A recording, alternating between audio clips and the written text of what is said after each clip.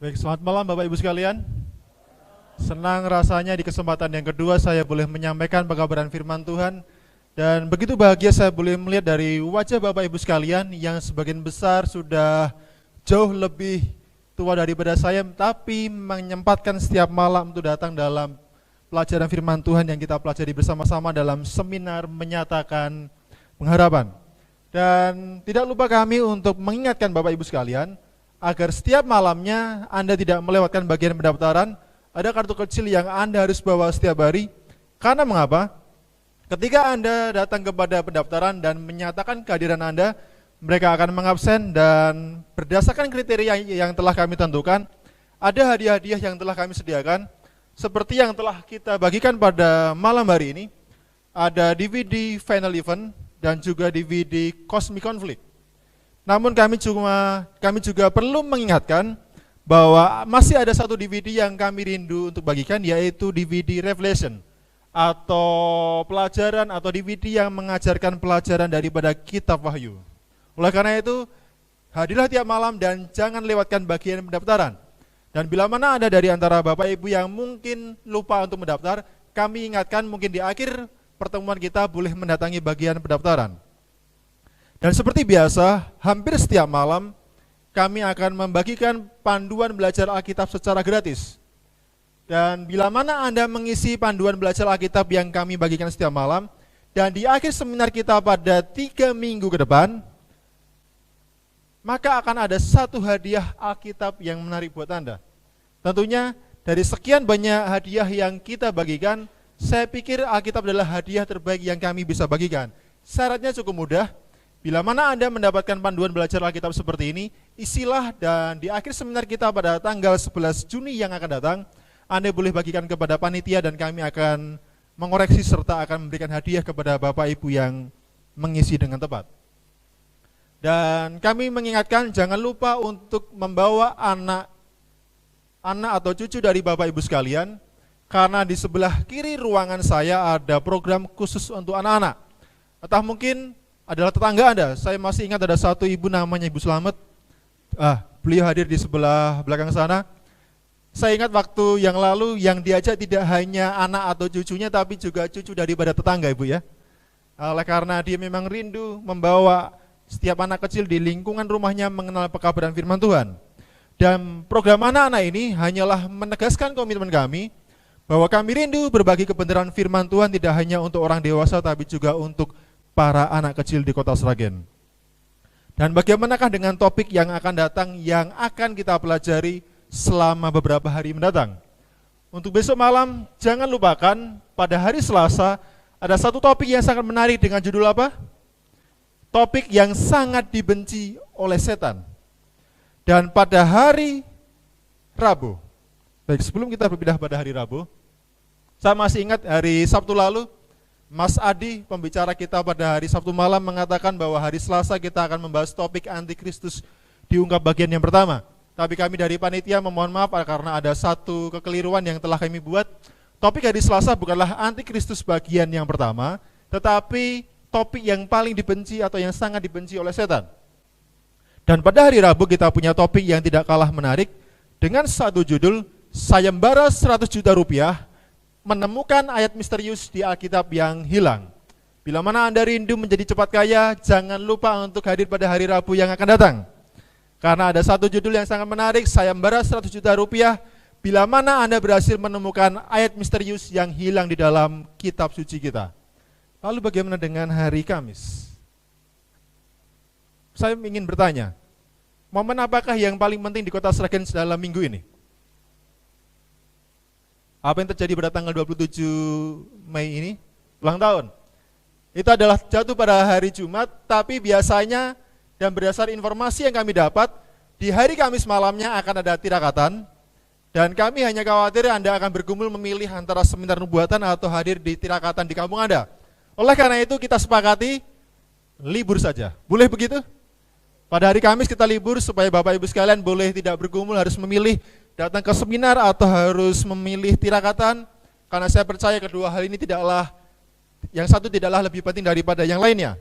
Dan pada hari Jumat, jangan kecewa bila mana Anda berpikir besok adalah Antikristus, dan tadi saya katakan kita ganti dengan topik yang lain, karena hari Jumat adalah dengan satu topik Antikristus diungkap bagian yang pertama. Bapak Ibu sekalian, bila mana Bapak Ibu perhatikan spanduk kita di belakang, ada hewan, ada singa bersayap, ada beruang, ada macan tutul, dan ada binatang yang sangat mengerikan. Dan itu terdapat dalam Daniel pasal yang ke-7, pastikan untuk datang. Karena kita akan membahas satu topik yang paling ditunggu oleh orang Kristen sedunia, Antikristus yang akan diungkap bagian yang pertama. Dan untuk memulaikan pelajaran kita pada malam hari ini, saya mengundang kita bangkit berdiri dan kita akan menyanyikan lagu tema kita, Pandanglah pada Yesus.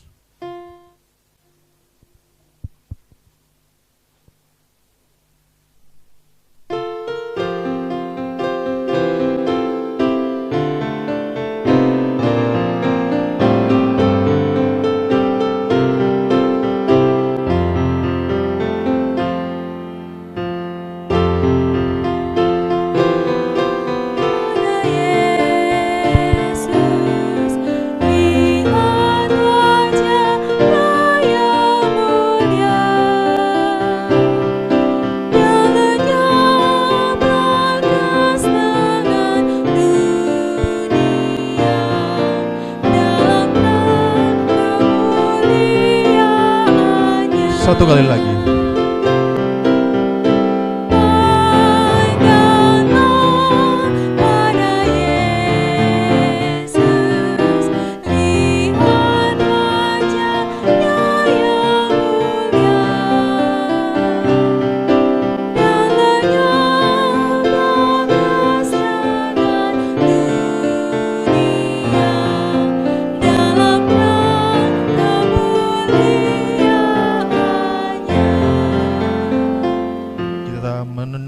Kepala kita dan kita berdoa bersama.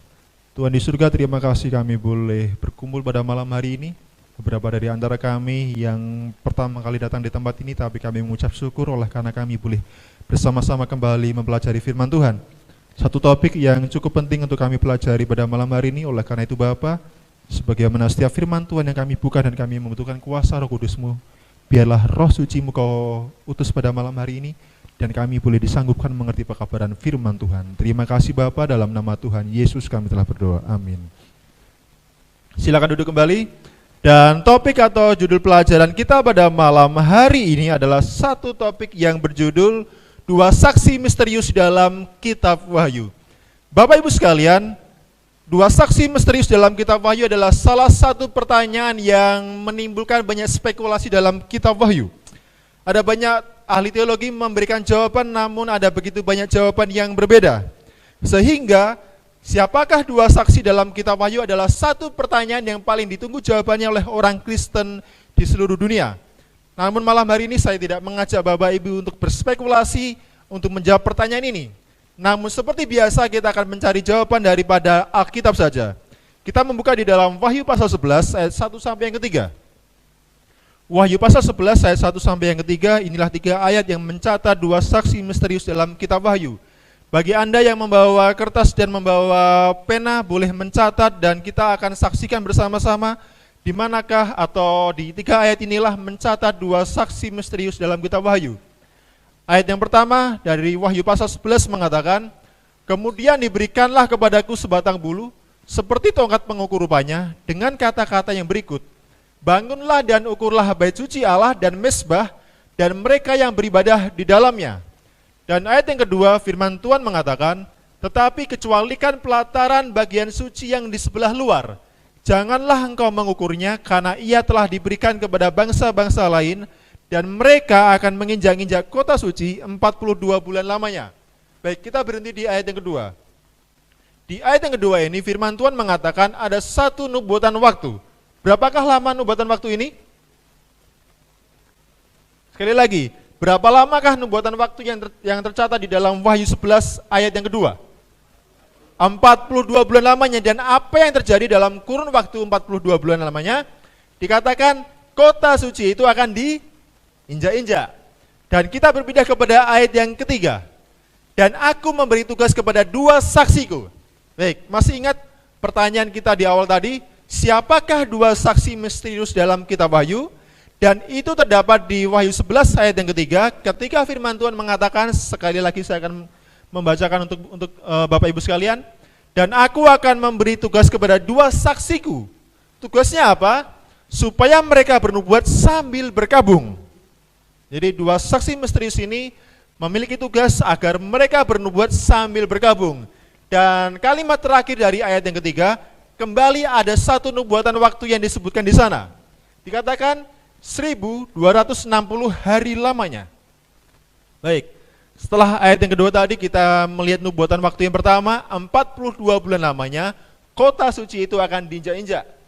Dan ayat yang ketiga, 2 saksi yang ditugaskan Tuhan untuk bernubuat sambil berkabung, dan lamanya mereka bernubuat sambil berkabung adalah 1260 hari lamanya. Namun saya bisa simpulkan, baik 42 bulan atau 1260 hari adalah satu kurun waktu yang sama. Karena mengapa? Dalam Alkitab 1 bulan adalah 30 hari. Dan bila mana ada 42 bulan, maka terdapat 1260 hari nubuatan.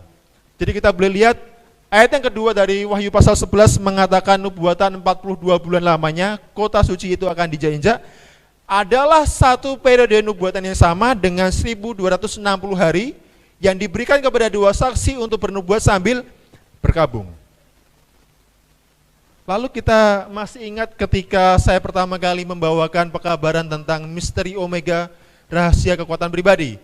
Di sana kita menemukan bahwa 1 hari nubuatan sama dengan 1 tahun literal. Anda boleh ganti, jangan 1 tahun betulan ya, tapi 1 tahun literal. Kalau saya katakan 1 tahun betulan seolah hanyalah kebetulan. Namun 1 tahun, 1 hari nubuatan adalah 1 tahun literal. Prinsip ini kita dapatkan dalam Bilangan 14 ayat 34, Yeskiel 4 ayat 6 dan Kejadian 29 ayat yang ke-27.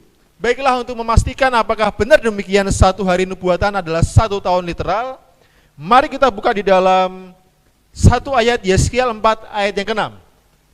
Yeskiel 4 ayat yang ke-6, saya mohon saudara Riki Nama boleh membacakan untuk kita semua.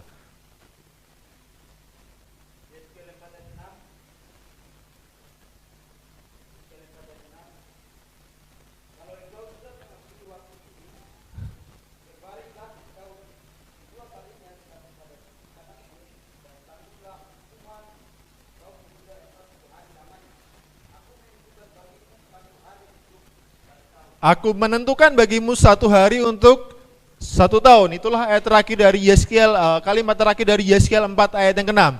Sehingga dengan demikian, entah nubuatan 42 bulan, yang juga adalah 1260 hari, berdasarkan prinsip nubuatan 1 hari sama dengan 1 tahun literal, maka 1260 hari adalah 1260 tahun secara literal.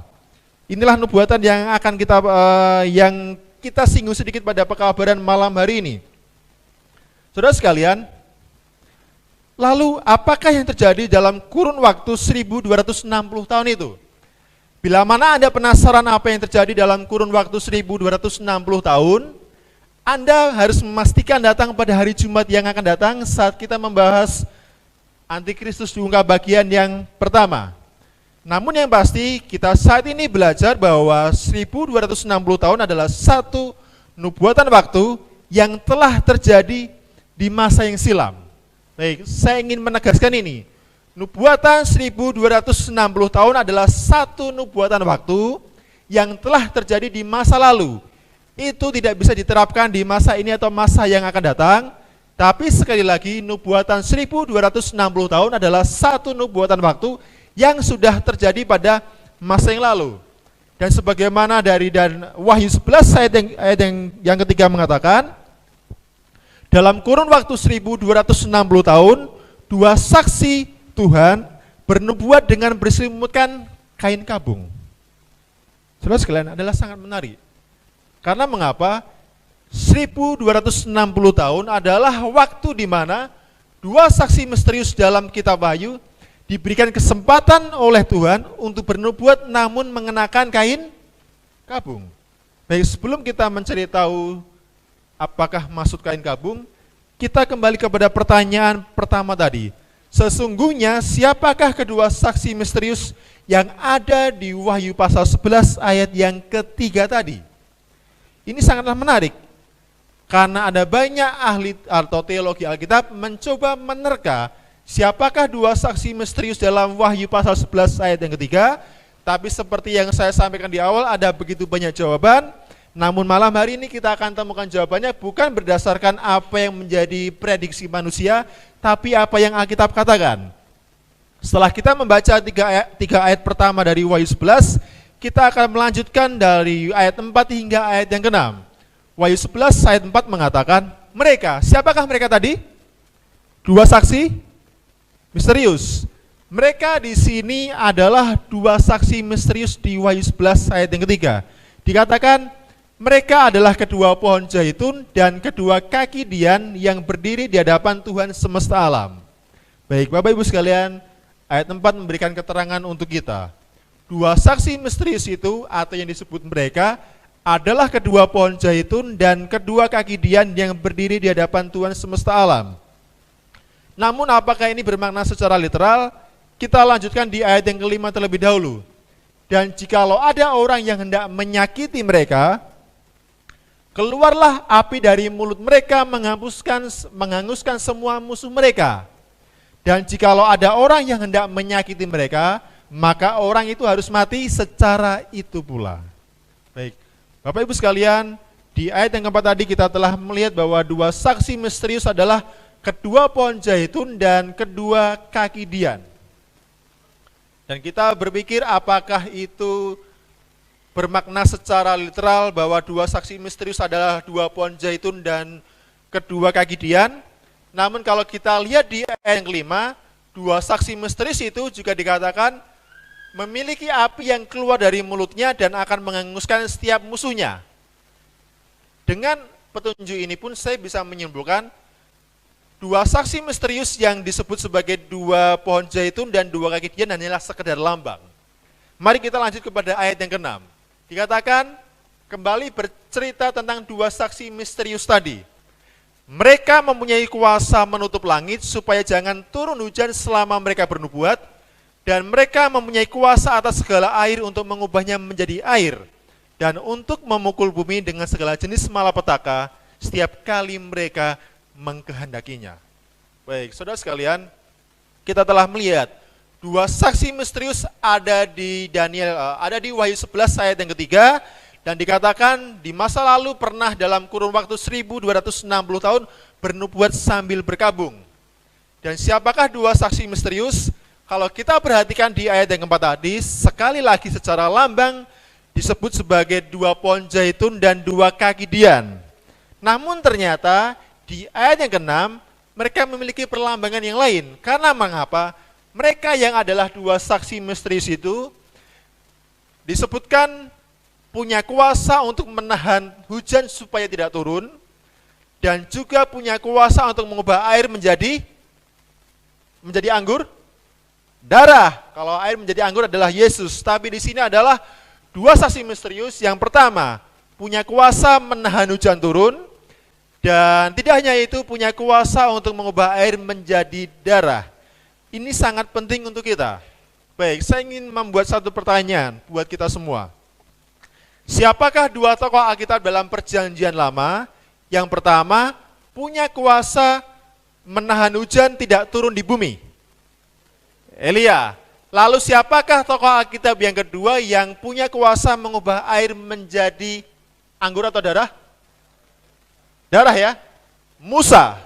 Sehingga kita bisa lihat sesungguhnya dua saksi misterius yang pertama dikatakan punya kuasa untuk menahan turun hujan adalah perlambangan kepada Elia. Dan yang kemudian dikatakan punya kuasa mengubah air menjadi darah adalah perlambangan daripada Musa. Baik, sangat menarik di sini. Karena mengapa? Di ayat yang keempat tadi, dua saksi misterius digambarkan sebagai dua pohon zaitun dan dua kaki dian. Namun di ayat yang ke-6, dua saksi misterius digambarkan sebagai Elia yang berkuasa menahan hujan turun, dan digambarkan pula sebagai Musa yang berkuasa mengubah air menjadi darah. Apakah artinya ini bahwa Elia dan Musa pernah dua kali hidup dalam dua zaman yang berbeda? Kita tahu dalam pelajaran yang lalu, Elia oleh karena ketaatannya kepada Tuhan, diangkat Tuhan langsung ke surga dan tidak mengalami kematian. Dan Musa juga berada di surga, namun bedanya adalah mengalami kematian dan kemudian dibangkitkan oleh Tuhan dan diangkat ke surga. Namun ketika dikatakan Musa dan Elia adalah dua saksi misterius yang berkuasa, yang bersaksi selama kurun waktu 1260 tahun, apakah berarti mereka berdua pernah hidup dua kali di dunia ini? Saya rasa adalah tidak. Karena mengapa? Kita telah menemukan kuncinya di ayat yang kelima tadi. Dua saksi misterius itu bisa mengeluarkan api dari mulutnya dan menghanguskan setiap musuh yang akan menyakiti mereka. Sehingga kita bisa simpulkan, Musa dan Elia yang adalah gambaran daripada dua saksi misterius bukanlah hidup untuk yang kedua kalinya di masa yang lalu. Mereka tetap di surga dan mereka hanya turun ketika diutus Tuhan menguatkan Yesus sebelum Yesus mengalami penghakiman di pengadilan waktu itu. Baik, sekali lagi kita perlu mengingat bahwa di dalam kitab Wahyu, perlambangan dan simbol adalah hal yang biasa. Sehingga kita tidak bisa menerapkan lambang dan simbol sebagai satu hal yang literal. Sebagai contoh, ada satu pabrikan mobil terbesar, salah satu pabrikan mobil terbesar yang ada di dunia, yaitu Toyota. Toyota memiliki berbagai banyak tipe, ada Avanza, ada pula Kijang Innova, ada pula Toyota Fortuner. Namun apapun setiap tipe yang Anda beli dari mobil Toyota, yang pasti akan ada simbol demikian. Benarkah seperti ini? Ya kan? Siapa yang di sini yang punya mobil Toyota? Apapun tipenya itu. Bagi Anda yang punya mobil Toyota, dan sekalipun kita tidak punya mobil Toyota, boleh perhatikan, apapun jenis tipenya pasti punya lambang seperti ini bila mana adalah mobil keluaran daripada Toyota. Kita lihat ternyata dari zaman ke zaman, entah zaman Alkitab ataupun zaman sekarang ini, simbol atau perlambangan adalah hal yang biasa digunakan. Dan kita bisa terapkan pula bahwa di dalam Alkitab ketika dua saksi misterius digambarkan sebagai pohon zaitun dan dua kaki dian, lalu pula digambarkan sebagai Musa yang mengubah air menjadi darah, dan Elia yang berkuasa menahan hujan tidak turun ke bumi, adalah sebuah lambang. Dan apakah arti daripada lambang-lambang itu? Kita perlu mempelajari yang pertama adalah dua prinsip dasar untuk memahami nubuatan. Sebenarnya dua prinsip ini pula yang perlu kita pahami saat kita akan mempelajari kitab suci. Prinsip yang pertama adalah Alkitab haruslah menerjemahkan dirinya sendiri. Kita tidak bisa percaya kepada apa yang orang katakan sekalipun dia adalah doktor teologi. Namun kita akan bisa mempercayai kebenaran firman Tuhan bila mana kita biarkan Alkitab menerjemahkan atau menafsirkan dirinya sendiri. Prinsip yang kedua, bandingkan firman dengan firman, atau dengan kata lain, bandingkan satu ayat dengan ayat yang lain. Inilah dua prinsip dalam memahami nubuatan atau mempelajari kitab suci. Kita kembali kepada dua saksi misterius tadi. Sekali lagi, siapakah dua saksi ini? Tadi kita telah lihat dua saksi ini, yang pertama adalah dilambangkan dengan pohon zaitun dan dilambangkan pula dengan dua kaki dian. Apakah maksudnya dua saksi misterius dilambangkan dengan pohon zaitun dan dilambangkan dengan kaki dian? Bagian manakah dari Alkitab yang secara khusus bisa memberikan penjelasan kepada kita apa artinya pohon zaitun dengan apa artinya kaki dian? Kita buka dalam Zakaria pasal 4 ayat 2 sampai ke 6. Zakaria pasal 4 ayat 2 sampai ke 6, ayat 2 firman Tuhan mengatakan demikian, maka berkatalah ia kepadaku, apa yang kau lihat? Jawabku, aku melihat tampak sebuah kandil. Kandil di sini adalah nama lain daripada kaki dian. Kita lihat visi atau penglihatan yang disebutkan dalam ayat 2 adalah satu penampakan tentang kandil atau kaki dian. Dikatakan dari emas seluruhnya, dan tempat minyaknya di bagian atasnya, kandil itu ada 7 pelitanya. Dan ada 7 corot pada masing-masing pelita yang ada di bagian atasnya itu. Lalu bagaimana dengan pohon zaitun? Apakah ada di ayat selanjutnya? Ayat yang ketiga mencatat, dan 2 pohon zaitun ada terukir padanya, satu di sebelah kanan tempat minyak itu, dan satu di sebelah kirinya. Lalu berbicaralah Lalu berbicaralah aku, kataku kepada malaikat yang berbicara dengan aku itu, apakah arti semuanya ini Tuanku? Baik, saudara sekalian, Zakaria pasal 4 ayat 2 menyebutkan penglihatan tentang sebuah kandil atau kaki dian. Dan di ayat yang ketiga juga menampakkan atau memperlihatkan dua buah pohon zaitun, satu di sebelah kiri dan satu di sebelah kanan. Dan saya pikir kalimat terakhir ini adalah kalimat pertanyaan dan juga pertanyaan kita semua. Apakah artinya penglihatan kaki dian atau kandil dan juga pohon zaitun ini? Ayat yang kelima dikatakan, maka berbicaralah malaikat yang berbicara dengan aku itu, katanya kepadaku, tidakkah engkau tahu apa arti semuanya itu? Jawabku, tidak Tuanku. Dan ayat yang ke-6, coba Anda perhatikan ayat yang ke-6 sebentar lagi. Karena ayat yang ke-6 akan memberikan jawaban kepada kita, apakah yang dilambangkan dengan kaki dian atau kandil itu, dan juga apakah yang dilambangkan dengan dua pohon zaitun. Kita baca bersama-sama ayat yang ke-6, 1, 2, dan 3.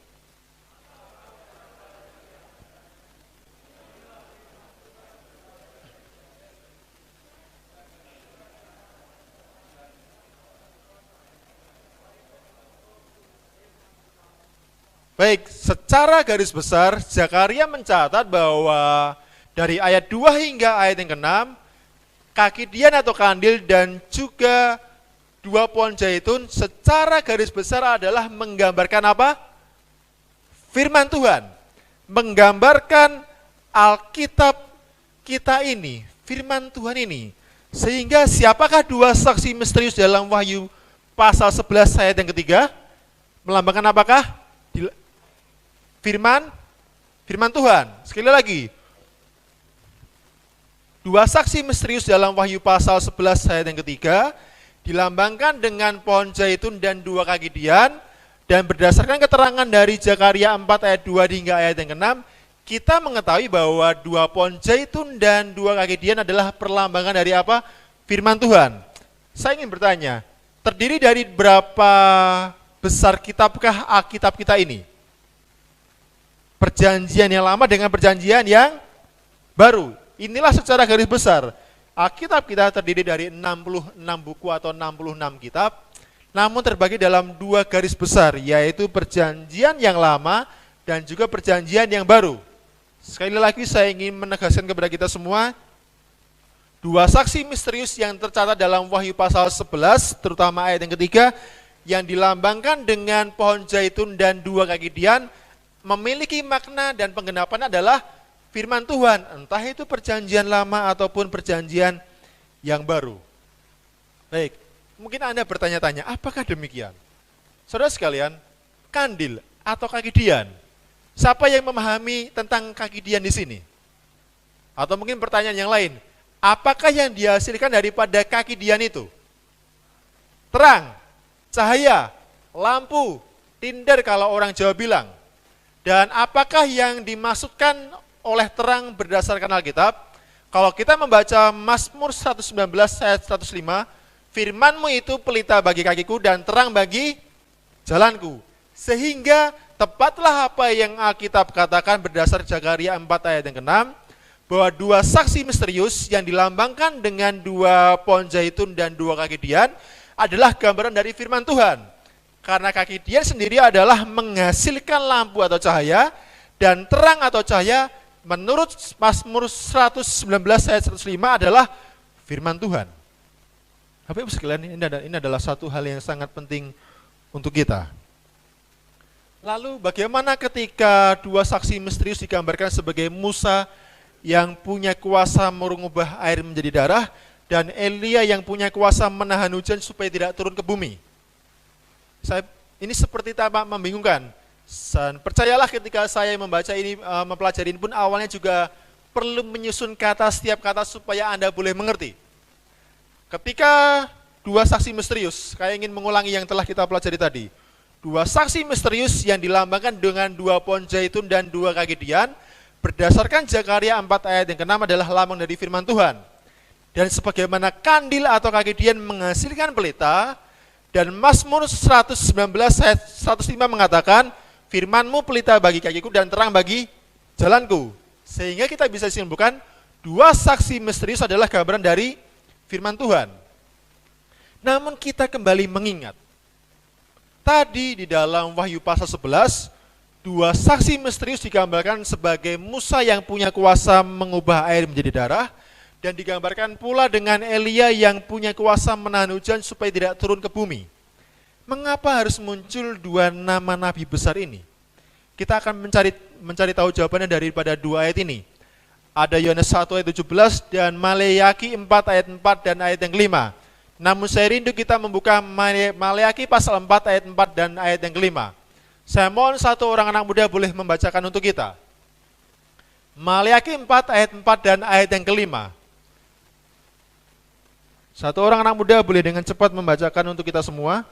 Maleaki adalah kitab terakhir daripada perjanjian lama. Sekali lagi, Maleaki adalah kitab terakhir daripada perjanjian lama. Dan kita akan membaca pasal yang keempat, ayat 4 dan ayat yang kelima. Baik, satu orang anak muda yang boleh menemukan telah silakan untuk membacakan.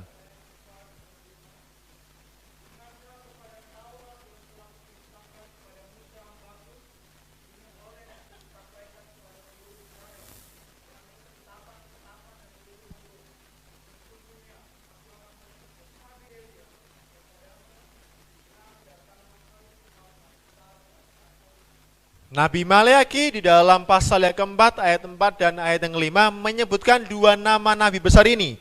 Yang pertama adalah Musa dan yang kedua adalah Elia. Kalau kita perhatikan ayat yang keempat, mengatakan, ingatlah kepada Taurat yang telah kuperintahkan kepada Musa. Ingatlah kepada Taurat yang kuperintahkan kepada Musa. Saya lebih suka dalam terjemahan King James Version, karena tidak disebutkan sebagai Taurat, tapi disebutkan sebagai hukum. Disebutkan sebagai hukum. Dan kita tahu secara bersama, lewat Musa lah Tuhan memberikan hukumnya kepada bangsa Israel. Sehingga ketika disebutkan nama Musa, Nabi ini punya identik atau ciri khas terhubung dengan hukum Tuhan, karena memang lewat Musa lah Tuhan memberikan hukumnya kepada bangsa Israel, dan itu pula berlaku untuk kita. Lalu bagaimana dengan Elia? Apakah yang dilambangkan dengan Nabi Elia? Saya ingin mengulangi kita, atau saya ingin kita kembali berfokus pada Maleaki pasal 4 ayat yang kelima. Di sana dikatakan, sesungguhnya aku akan mengutus Nabi Elia kepadamu. Saya lebih suka terjemahan King James Version. Ketika saya mengatakan saya lebih suka terjemahan King James Version, bukan berarti saya tidak membaca Alkitab terjemahan baru bahasa Indonesia. Karena pada kenyataannya saya juga tidak cukup mahir berbahasa Inggris. Namun, oleh karena teknologi kita boleh mempelajari bersama-sama bahasa Inggris dengan lebih mudah. Berdasarkan terjemahan King James Version, kalimatnya bukanlah berbunyi, sesungguhnya aku akan mengutus Nabi Elia. Karena kalau kita mengatakan Nabi Elia, sesungguhnya Nabi itu merujuk kepada Elia. Namun dalam terjemahan King James Version sangatlah menarik karena berbunyi demikian. Sesungguhnya aku akan mengutus Elia sang nabi. Elia sang nabi. Tampaknya begitu mirip. Tampaknya begitu mirip. Namun kalau kita gunakan terjemahan King James Version, Elia sang nabi, maka Elia mendapat gelar sebagai nabi. Saya bisa simpulkan, bila mana Musa adalah menggambarkan hukum Tuhan, atau firman Tuhan yang diwakilkan oleh hukum Tuhan, sedangkan Elia adalah menggambarkan firman Tuhan yang disampaikan melalui kesaksian para nabi. Saya harap kita jelas dengan apa yang telah kita pelajari berdasarkan Maleaki 4 ayat 4 dan ayat yang ke-5. Dua saksi misterius digambarkan sebagai Musa yang berkuasa mengubah air menjadi darah, dan juga Elia yang punya kuasa menahan hujan tidak turun ke bumi, sesungguhnya adalah gambaran daripada hukum dan nabi. Dua saksi misterius tidak hanya menggambarkan firman Tuhan, namun secara khusus menggambarkan firman Tuhan yang dinyatakan di dalam hukum Tuhan, dan juga firman Tuhan yang dinyatakan melalui kesaksian para nabi. Baik, saya ingin mengulangi karena saya percaya ini cukup membingungkan untuk kita. Dua saksi misterius tatkala digambarkan sebagai dua pohon zaitun dan dua kaki dian, menggambarkan firman Tuhan. Itulah yang Zakaria 4 ayat 6 katakan. Namun juga saksi misterius dilambangkan atau disimbolkan dengan Musa yang berkuasa mengubah air menjadi darah, dan Elia yang punya kuasa menahan hujan supaya tidak turun ke bumi. Musa sendiri dalam Alkitab, dalam perjanjian lama, dicatat sebagai nabi Tuhan yang melalui dialah Tuhan memberikan hukumnya. Sedangkan Elia berdasarkan Maleakhi 4 ayat yang kelima dikatakan Elia sang nabi. Sehingga kita bisa simpulkan dua saksi misterius adalah firman Tuhan yang dinyatakan melalui hukum Tuhan dan yang pula dinyatakan melalui kesaksian para nabi di dalam Alkitab. Lalu, kita mencoba untuk berpikir, apa pentingnya mempelajari hukum Tuhan dan kesaksian para nabi? Toh, yang penting kita boleh katakan firman Tuhan sepertinya sudah cukup. Namun mengapa kita harus mengatakan bahwa firman Tuhan secara spesifik dikatakan terbagi dalam dua, yang dinyatakan dalam hukum Tuhan dan pula yang dinyatakan dalam kesaksian para nabi. Dan sesungguhnya hukum Tuhan dan kesaksian para nabi inilah dua saksi misterius itu. Mengapa haruslah hukum dan kesaksian para nabi? Kita lihat penjelasan Yesus dalam Lukas 24 ayat yang ke-27. Mari kita baca bersama-sama. 1, 2, 3.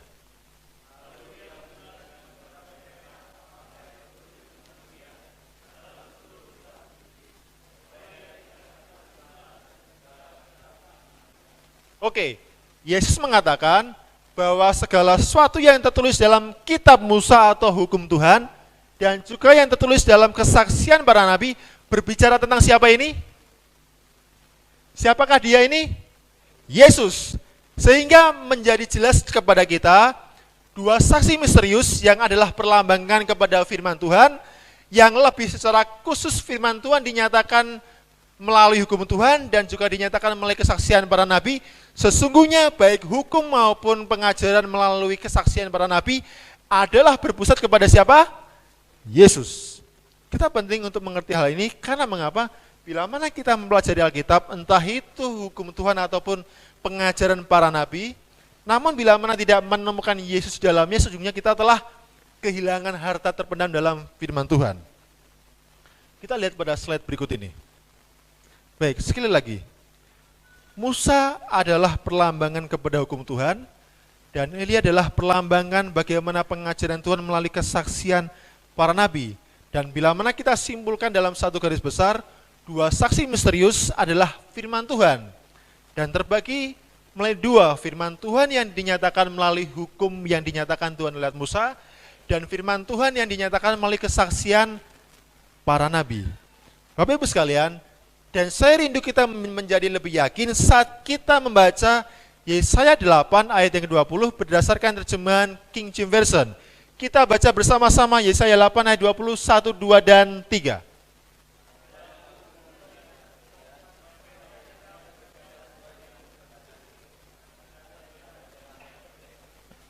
Nabi Yesaya mengatakan, carilah hukum dan kesaksian. Kesaksian siapa? Para nabi. Kesaksian para nabi. Yesaya mengatakan, carilah hukum dan kesaksian para nabi.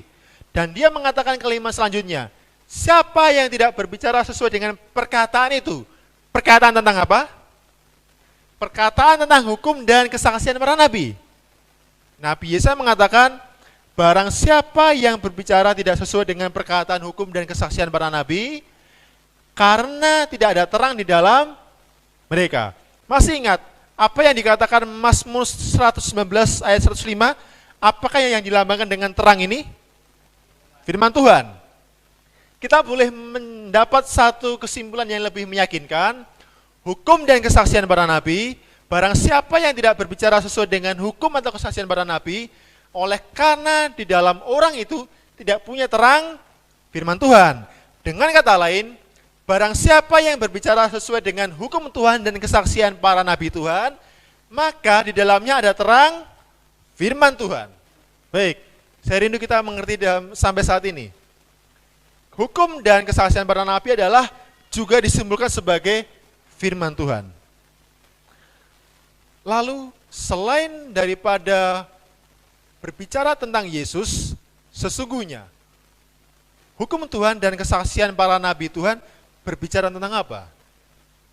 Matius 22 ayat 37 memberikan jawabannya untuk kita. Namun sebelum kita membaca ayat 37, saya rindu menceritakan satu kisah kecil di ayat 36.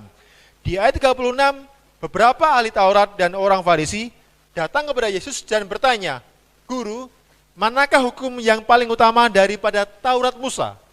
Dan di ayat 37, Yesus menjawab, "Kasihlah Tuhan Allahmu dengan segenap hatimu, dan dengan segenap jiwamu, dan dengan segenap akal budimu." Yesus mengatakan hukum yang paling utama adalah kasihlah Tuhan Allahmu dengan segenap hati kita, dengan segenap jiwa kita, dan dengan segenap akal budi kita. Namun dia menyatakan pula perintah kasih yang lainnya.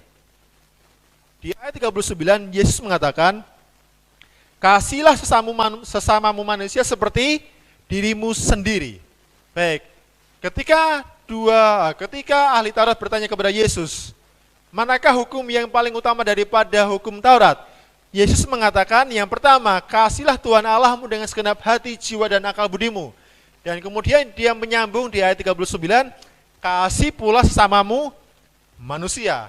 Dan dia menutup jawabannya di dalam ayat yang ke-40, dia mengatakan, pada kedua hukum inilah tergantung seluruh hukum Taurat dan kitab para nabi. Kita lihat tadi, kedua hukum inilah, yaitu hukum kasih kepada Tuhan dan hukum kasih kepada sesama manusia, tergantunglah seluruh hukum Taurat dan kitab para nabi Tuhan. Sehingga kita bisa menyimpulkan, saat orang mengetahui siapakah dua saksi misterius, yaitu hukum dan juga kesaksian para nabi Tuhan, selain berbicara tentang Yesus sebagai pusat pekabaran di sana, namun juga menyatakan atau mengatur satu perintah kasih kepada Tuhan dan kasih kepada sesama manusia. Sehingga pentingkah tidak buat kita untuk mempelajari hukum Tuhan dan kesaksian para nabi Tuhan?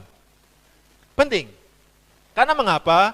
Dua saksi misterius yang adalah firman Tuhan terbagi. Yang pertama adalah firman Tuhan yang Tuhan nyatakan melalui hukumnya, dan firman Tuhan yang nyatakan melalui kesaksian para nabi. Itu adalah berbicara tentang Yesus, dan itu juga mengatakan kasihlah Tuhan Allahmu dan kasihlah sesamamu manusia. Artinya mempelajari hukum Tuhan dan mempelajari kesaksian para nabi Tuhan adalah satu pokok yang sangat penting. Dan bila mana orang menolak hukum Tuhan dan orang menolak kesaksian nabi Tuhan, maka kita bisa simpulkan dia sedang melakukan apa? Dosa. Kita perlu mempelajari baik hukum Tuhan maupun kesaksian para nabi Tuhan. Dan kita akan pelajari dalam rangkaian seminar kita. Dan khusus malam ini, kita tidak akan mempelajari keduanya, tapi kita hanya akan mempelajari apakah itu hukum Tuhan. Sekali lagi saya ingin katakan, hukum Tuhan maupun kesaksian para nabi berbicara tentang Yesus sebagai pusat pekabaran di sana, namun juga memberikan dua perintah yang sangat terkenal, mengasihi Tuhan Allah dan mengasihi sesama manusia. Dan bila mana orang menolak mempelajari hukum Tuhan dan kesaksian para nabi Tuhan, terlebih bila mana dia menolak untuk melakukan hukum Tuhan dan kesaksian para nabi Tuhan, maka dia berdosa. Sehingga penting untuk kita mempelajari apa itu hukum Tuhan dan kesaksian para nabi Tuhan. Untuk kesaksian para nabi Tuhan kita akan pelajari di minggu terakhir seminar kita nanti. Namun malam hari ini kita akan mempelajari apakah itu hukum Tuhan. Dan 1 Yohanes 3 ayat 4 firman Tuhan mengatakan, kita baca bersama-sama 1, 2, dan 3.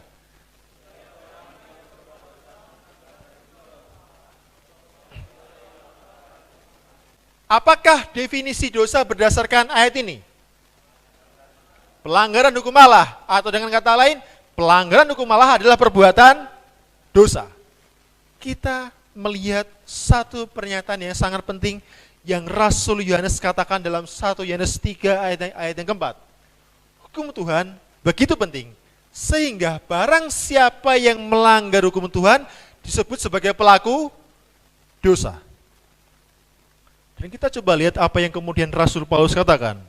Roma 4 ayat 15 kita baca bersama-sama 1, 2, dan 3.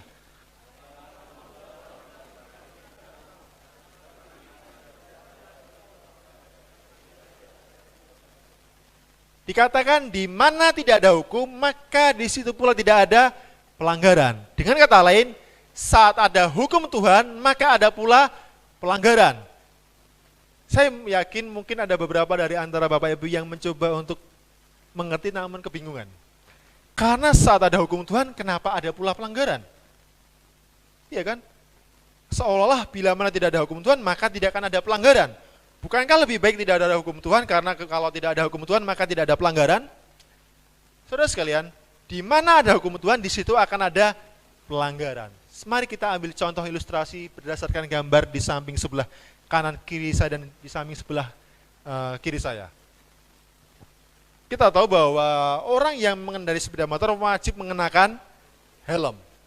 Katakanlah, Pak Agung. Pak Agung dari rumah ketika akan menuju kepada seminar ini mengendarai sepeda motor.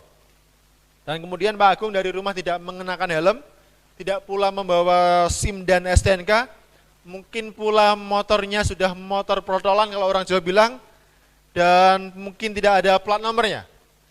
Dan kemudian ketika lewat di depan polisi, polisi mengejar dan menghentikan Pak Agung. Dan kemudian polisi mengatakan, Pak Agung, Anda akan kena tilang oleh karena Anda melanggar peraturan lalu lintas. Namun, mari kita misalkan. Misalkan kita umpamakan bahwa tidak ada hukum lalu lintas yang mengenakan penggunaan helm. Kalau Pak Agung tidak mengenakan helm, apakah dia pantas untuk ditilang polisi? Tidak. Karena mengapa? Tidak ada hukum yang mengatur mengenakan helm. Saat tidak ada hukum lalu lintas yang mengatur mengenakan helm untuk kepala bagi pengendara sepeda motor, maka saat orang tidak mengenakan helm, dia tidak pantas untuk ditilang oleh polisi. Namun mengapa ketika orang tidak mengenakan helm dan polisi pantas untuk menilangnya karena ada hukum lalu lintas yang mengatur penggunaan helm? Kita lihat di sini. Begitu pula hukum Tuhan. Hukum Tuhan, bila mana itu diterapkan dan bila mana itu ada, maka akan ditemukan jenis-jenis pelanggaran di sana. Setuju? Kalau tidak ada hukum Tuhan, maka tidak akan ditemukan jenis pelanggaran. Tapi karena ada hukum Tuhan, ada peraturan-peraturan dan ketetapan yang diterapkan, sehingga bila mana ada pelanggaran akan tampak terlihat dengan begitu jelas untuk kita. Dan kita berpikir, hukum Tuhan manakah yang sedang kita pelajari pada malam hari ini? Karena kalau kita hanya berbicara tentang hukum Tuhan, namun kita tidak mencari tahu hukum Tuhan manakah yang sedang kita pelajari malam hari ini, maka akan percuma pelajaran kita saat ini.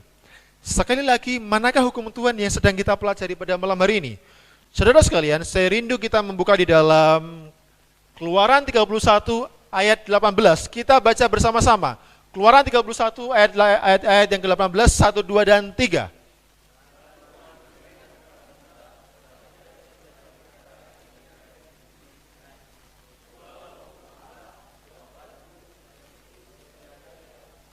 Baik, semakin jelas bahwa Musa berkaitan erat dengan hukum Tuhan. Dan lewat Musa lah Tuhan memberikan kedua loh hukum Allah, loh batu yang ditulis oleh jari Allah sendiri. Saudara sekalian, coba perhatikan ini. Hukum Tuhan yang ditulis di atas loh batu dan ditulis oleh jari tangan Allah sendiri. Pentingkah tidak ini? Penting. Ketika Tuhan menulis hukumnya dengan jari tangannya sendiri, artinya sangat-sangat penting. Tidak hanya penting, tapi sangat penting. Misalkan, sebuah surat kenegaraan, dan haruslah Presiden Jokowi yang menulis dan kemudian yang memberikan tanda tangan. Maka surat itu akan jauh lebih penting bila mana hanya menteri yang membuatnya. Begitu pula hukum Tuhan. Oleh karena ditulis oleh jari tangan Allah sendiri, maka sangat penting. Namun tidak hanya itu. Di manakah hukum Tuhan ini ditulis? Di manakah hukum Tuhan ini ditulis? Loh batu. Saya ingin bertanya, kalau orang menulis di pasir dan orang menulis di atas loh batu, manakah yang lebih mudah dihapus? Pasir. Artinya adalah ketika hukum Tuhan ditulis di atas loh batu, itu sifatnya kekal, tidak berubah, dan abadi untuk selama-lamanya. Setuju dengan pernyataan seperti ini? Setuju? Baik, saya ingin mengingatkan kita kepada pelajaran yang pertama tentang Daniel pasal yang kedua. Apakah yang dilambangkan dengan batu? Apakah yang dilambangkan dengan batu? Baik, mungkin ada beberapa dari antara kita yang tidak mengikuti malam pertama. Kita buka dalam 1 Korintus 10 ayat yang keempat. 1 Korintus pasal 10 ayat yang keempat. Apakah yang dilambangkan dengan batu? 1 Korintus 10 ayat yang keempat. Satu orang anak muda boleh bacakan untuk kita. 1 Korintus 10 ayat 4, boleh berdiri satu orang anak muda.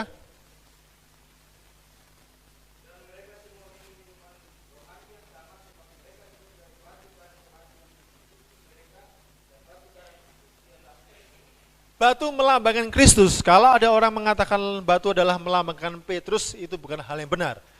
Karena sesungguhnya bila mana Anda membaca Kisah Para Rasul ayat yang keempat, Petrus sendiri mengatakan batu adalah perlambangan kepada Kristus. Kita lihat, loh hukum Tuhan ditulis di atas loh batu. Dengan kata lain, hukum Tuhan ditulis di atas Kristus. Sehingga kalau orang ingin menghancurkan loh batu yang berisi hukum Tuhan, sesungguhnya dia sedang ingin menghancurkan siapa? Kristus. Baik, kita boleh menekankan ini.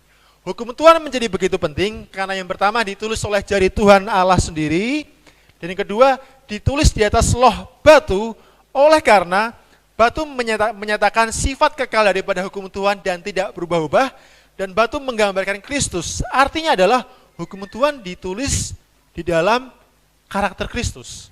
Sehingga barang siapa yang ingin menghancurkan atau ingin melanggar hukum Tuhan, sesungguhnya dia sedang menghancurkan dan melanggar sifat Kristus.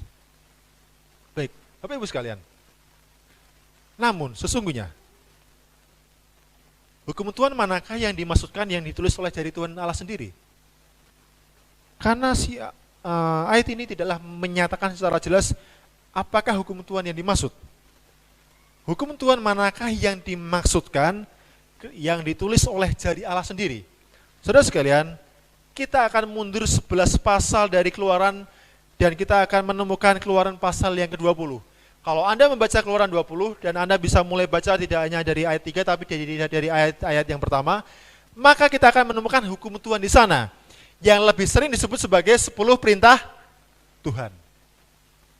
Hukum Tuhan yang ditulis dengan jari Tuhan Allah sendiri sesungguhnya adalah penjabarannya 10 perintah Tuhan. Dan kita akan mempelajari secara sepintas pada malam hari ini. Mengapa saya katakan sepintas? Karena 10 perintah Tuhan adalah satu pelajaran yang membutuhkan waktu begitu panjang dan seumur hidup kita. Maka dari itu saya katakan sepintas karena kita hanya akan pelajari selama beberapa menit ke depan. Kita akan lihat perintah Tuhan dari hukum Tuhan yang pertama.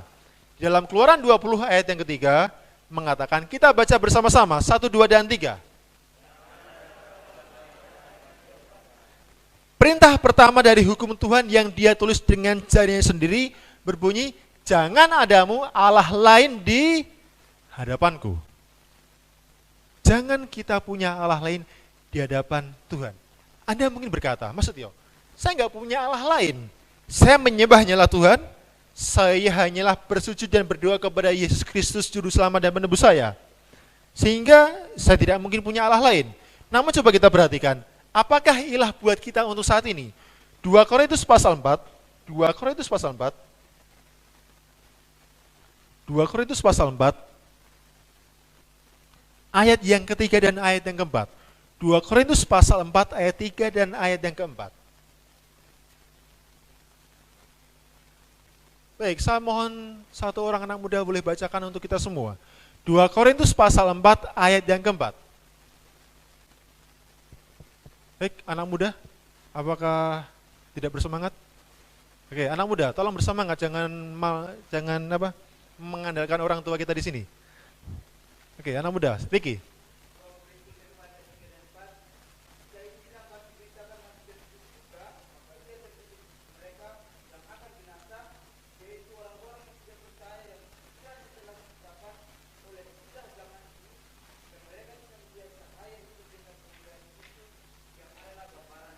Baik, kita mungkin mengatakan bahwa kita tidak punya Allah lain di hadapan Tuhan, namun 2 Korintus 4 ayat yang keempat mengatakan bisa jadi kita punya ilah zaman ini.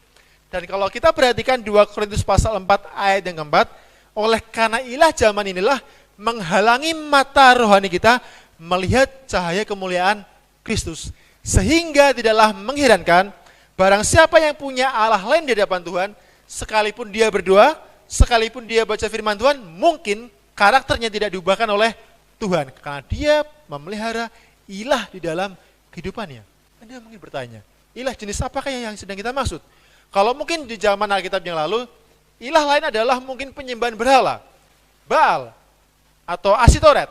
Namun untuk zaman kita, terlebih dalam kemajuan perkembangan zaman, mungkin adalah handphone kita, atau mungkin kendaraan yang kita punya, atau mungkin koleksi-koleksi di rumah yang kita pelihara, atau mungkin adalah hobi-hobi kita, olahraga kesukaan kita yang kita habiskan waktu daripada membaca firman Tuhan. Saudara sekalian, ada banyak ilah lain di zaman ini yang mungkin kita pelihara. Jadi ingat, 2 Korintus pasal 4 ayat 3 dan 4 mengatakan, setiap orang yang punya ilah zaman ini, maka mata rohaninya akan mustahil mengerti cahaya kemuliaan Injil Kristus. Sehingga pentingkah buat kita perintah Tuhan dalam perintah yang pertama ini? Penting, karena barang siapa yang punya Allah lain di hadapan Tuhan, mustahil buat dia menjadi orang Kristen yang sejati. Lalu bagaimana dengan perintah Tuhan yang kedua daripada hukum Tuhan yang ditulis dengan jarinya sendiri? Kita baca perintah yang kedua daripada hukum Tuhan di ayat yang keempat. Kita baca bersama-sama Keluaran 20 ayat 4, 1, 2, dan 3.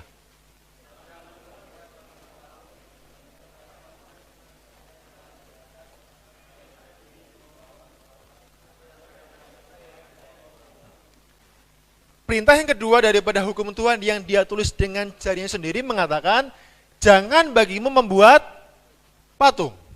Bahkan ayat yang kelima mengatakan, jangan sujud menyembah kepadanya atau beribadah kepadanya. Sebab aku Tuhan Allahmu adalah Allah yang cemburu, yang membalaskan kesalahan kepada bapa, kepada anak-anaknya, dan keturunan yang ketiga dan keempat dari orang-orang yang membenci aku. Saudara sekalian, Tuhan mengatakan, jangan buat patung dan jangan sujud menyembah patung. Ada dua perintah yang sangat jelas. Jangan membuat patung dan jangan sujud menyembah patung. Lalu bagaimana ketika Anda mungkin berkata, di rumah saya ada patung. Patung Tuhan Yesus ataupun patung yang lainnya. Ataupun patung-patung daripada mungkin ahli seni yang lainnya. Saudara sekalian, kalau saya boleh sarankan, apakah setiap patung yang kita pelihara membuat kita lebih dekat kepada Tuhan? Saya ingin bertanya, apakah yang menjadi pengingat kita kepada Tuhan? Patung-patung atau firman Tuhan? Firman Tuhan, sekalipun patung Yesus, saya ingin katakan, itu tidaklah cukup membantu kita mengenal Tuhan, karena yang sanggup membuat kita mengenal Tuhan adalah firman Tuhan. Saya tidak katakan bahwa salah ketika kita menyimpan patung Tuhan Yesus di tembok rumah kita, namun Anda boleh perhatikan ini. Bila mana Anda membuat patung itu dan menganggap patung itu sebagai suatu hal yang lebih daripada yang seharusnya kita lakukan, maka sesungguhnya kita sujud menyembah kepada patung. Karena Tuhan katakan, kalau kamu ingin mengingat dan mengenal Yesus, ya bacalah firman Tuhan. Dan coba perhatikan ayat yang ke-6 masih berbicara tentang perintah yang kedua. Tetapi aku menunjukkan kasih setia kepada beribu-ribu orang, yaitu mereka yang mengasihi aku dan yang berpegang kepada perintah-perintahku. Sangat menarik di sini. Perintah kedua berbicara tentang jangan membuat patung dan ataupun sujud menyembah patung. Namun Tuhan mengkaitkan perintah untuk tidak membuat patung dengan berpegang kepada perintah Tuhan serta mengasihi Tuhan. Saudara sekalian, coba perhatikan bahwa ribuan tahun kemudian Yesus mengutip perkataan firman ini. Saat dia mengatakan dalam Yohanes 14 ayat yang ke-15, jikalau kamu mengasihi aku, kamu akan menuruti segala perintahku. Saudara sekalian, barang siapa yang mengasihi Kristus, dia akan menuruti perintah Kristus. Sangat menarik. Perintah untuk jangan menyembah patung ataupun membuat patung, Yesus hubungkan dengan perintah untuk mengasihi dia dan menuruti segala perintah serta ketetapan peraturan Tuhan. Ini sangat menarik di sini. Barang siapa yang menyembah patung, seolah-olah Tuhan mengatakan, dia akan kesulitan menuruti perintah Tuhan. Hati-hati dengan patung. Saya tidak katakan sekali lagi, bahwa salah untuk memiliki patung Tuhan Yesus di rumah. Namun bila mana Anda mulai menyembahnya, hati-hati. Akan mendorong Anda menolak menuruti perintah Tuhan. Inilah perintah yang kedua daripada 10 perintah Tuhan dari Keluaran pasal yang ke-20. Bagaimana dengan perintah yang ketiga? Kita akan baca di dalam Keluaran 20 ayat yang ke-7.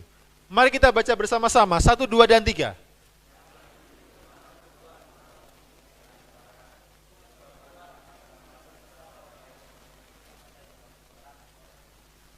Tanpa kita sadari, seringkali kita menyepelekan menggunakan nama Tuhan. Bapak Ibu sekalian, tahukah Anda bahwa orang Israel pantang sekali menyebut nama Tuhan? Dalam bahasa Ibrani, nama Tuhan adalah Yahweh, atau yang seringkali disebut sebagai YHWH. Namun bila mana kita baca adalah Yahweh.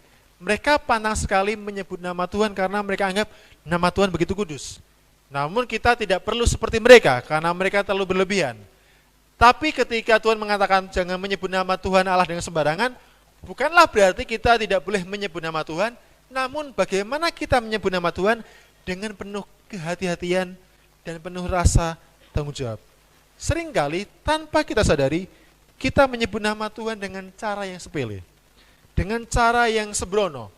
Bahkan orang kadang-kala bersumpah demi nama Tuhan, padahal Alkitab katakan, jika ia katakan iya dan tidak katakan tidak.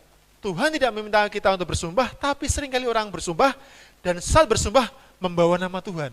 Demi Tuhan Yesus saya bersumpah. Bukankah kita sering mendengar perkataan itu?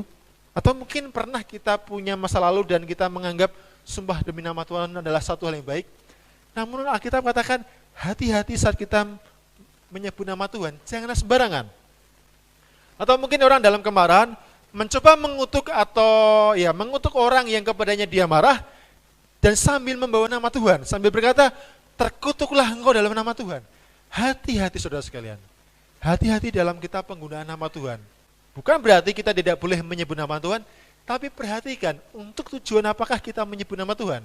Ingat apa yang dikatakan di Matius 7 ayat 21 hingga ayat yang ke-23, bahkan tidak semua orang yang menyebut nama Tuhan akan diselamatkan.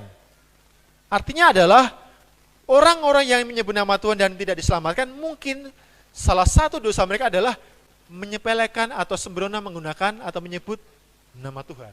Kita perlu hati-hati saat kita akan menggunakan nama Tuhan. Dan kita akan masuk pada perintah yang keempat.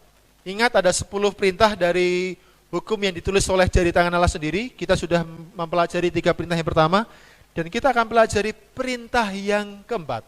Firman Tuhan mengatakan, kita baca bersama-sama dari Keluaran 20 ayat 8 dan 9, 1, 2, dan 3.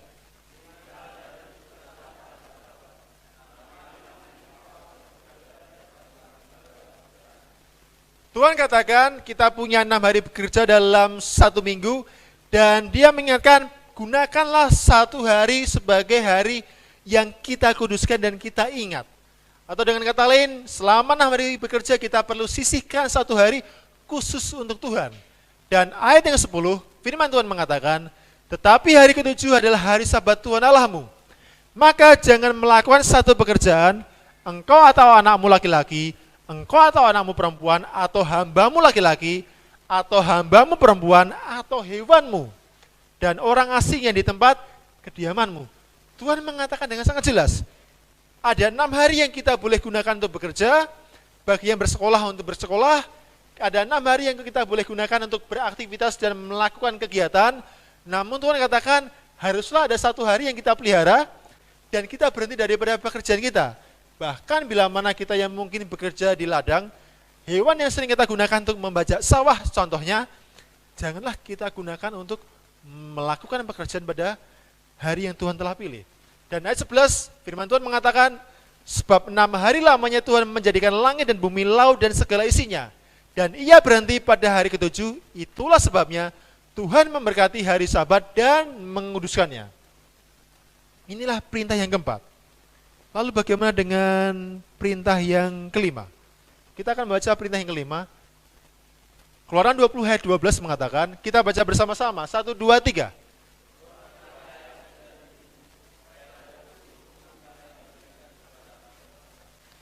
Para orang tua, masih perlukah kita menerapkan perintah menghormati ayah dan ibu kita? Perlu. Tentunya bagi Anda orang tua yang memiliki anak dan bahkan memiliki cucu, kita tidaklah berharap bahwa anak dan cucu kita tidak menghormati kita. Atau mungkin di sini, dari antara kita yang memiliki orang tua dan kita punya saudara, katakanlah kakak atau adik kita tidak menghormati orang tua kita.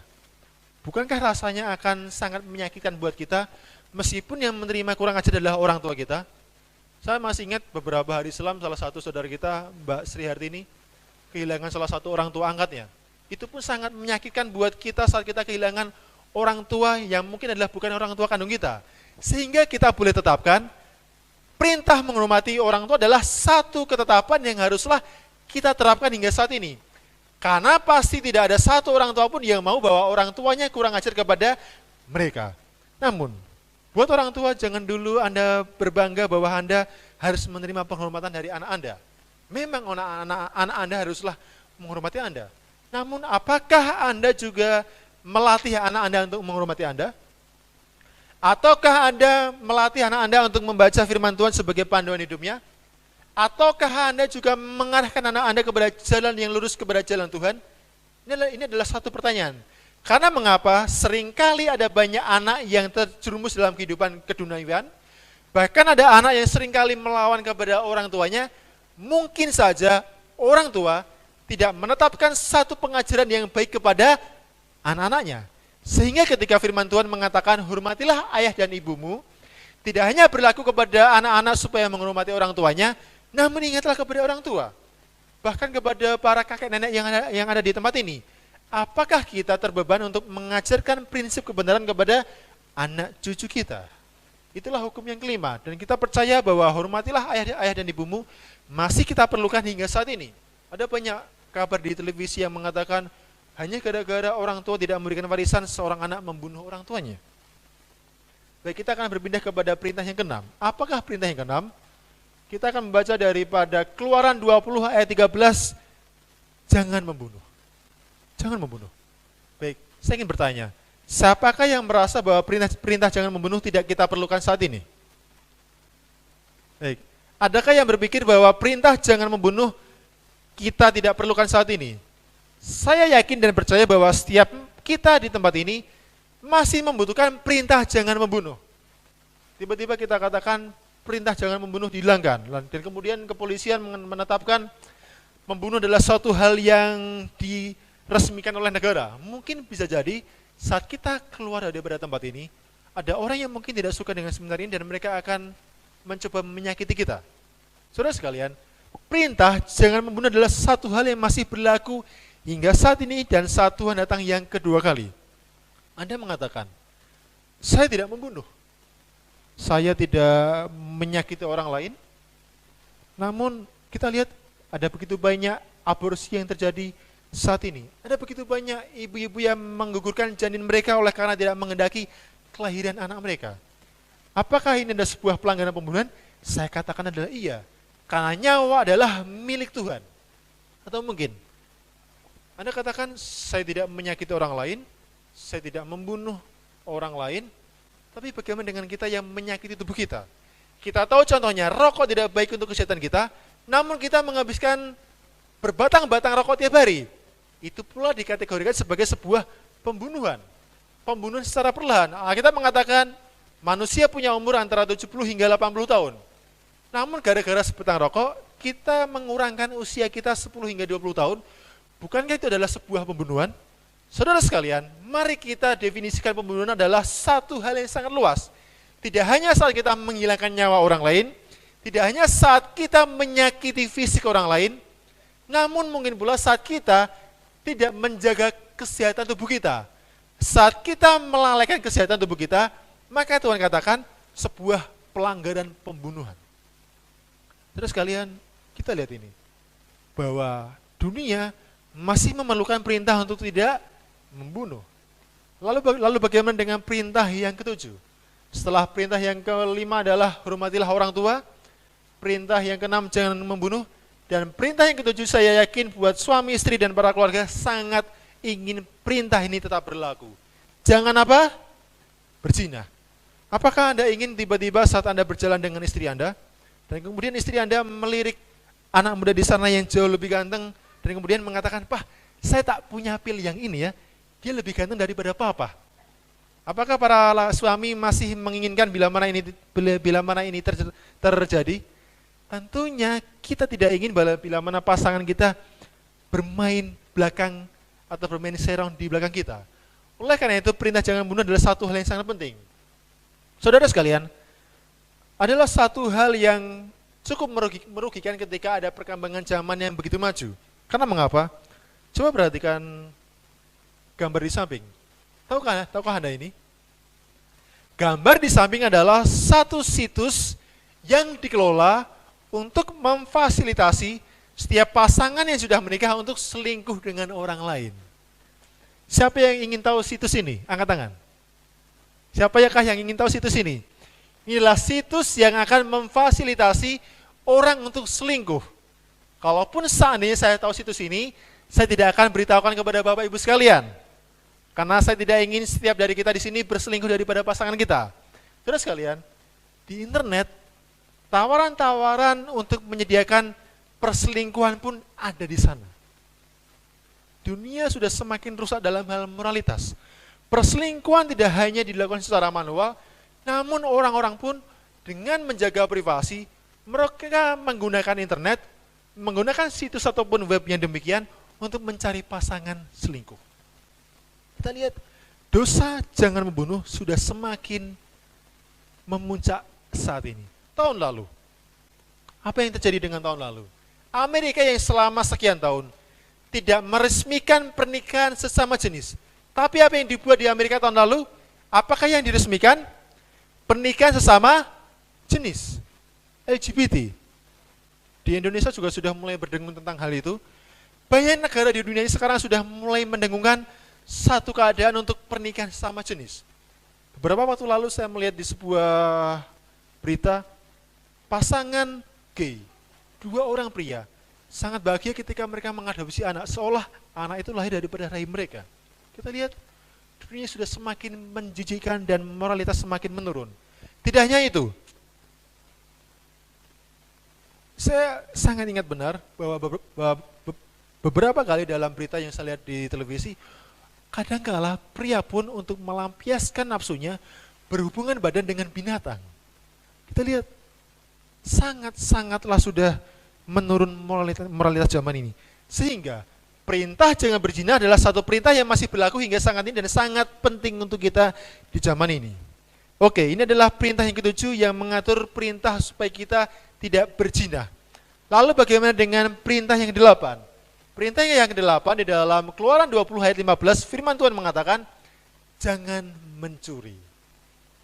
Tahun 2008 yang lalu, di Amerika, dalam sebuah penelitian diadakan bahwa tahun 2008 di Amerika Serikat, ada sebuah kerugian dalam dunia bisnis di Amerika senilai 994 miliar dolar Amerika. Anda bisa bayangkan, kalau 900 miliar rupiah saja sudah begitu besar. Namun ada sebuah kerugian 994 miliar dolar Amerika. Dan apakah sebabnya?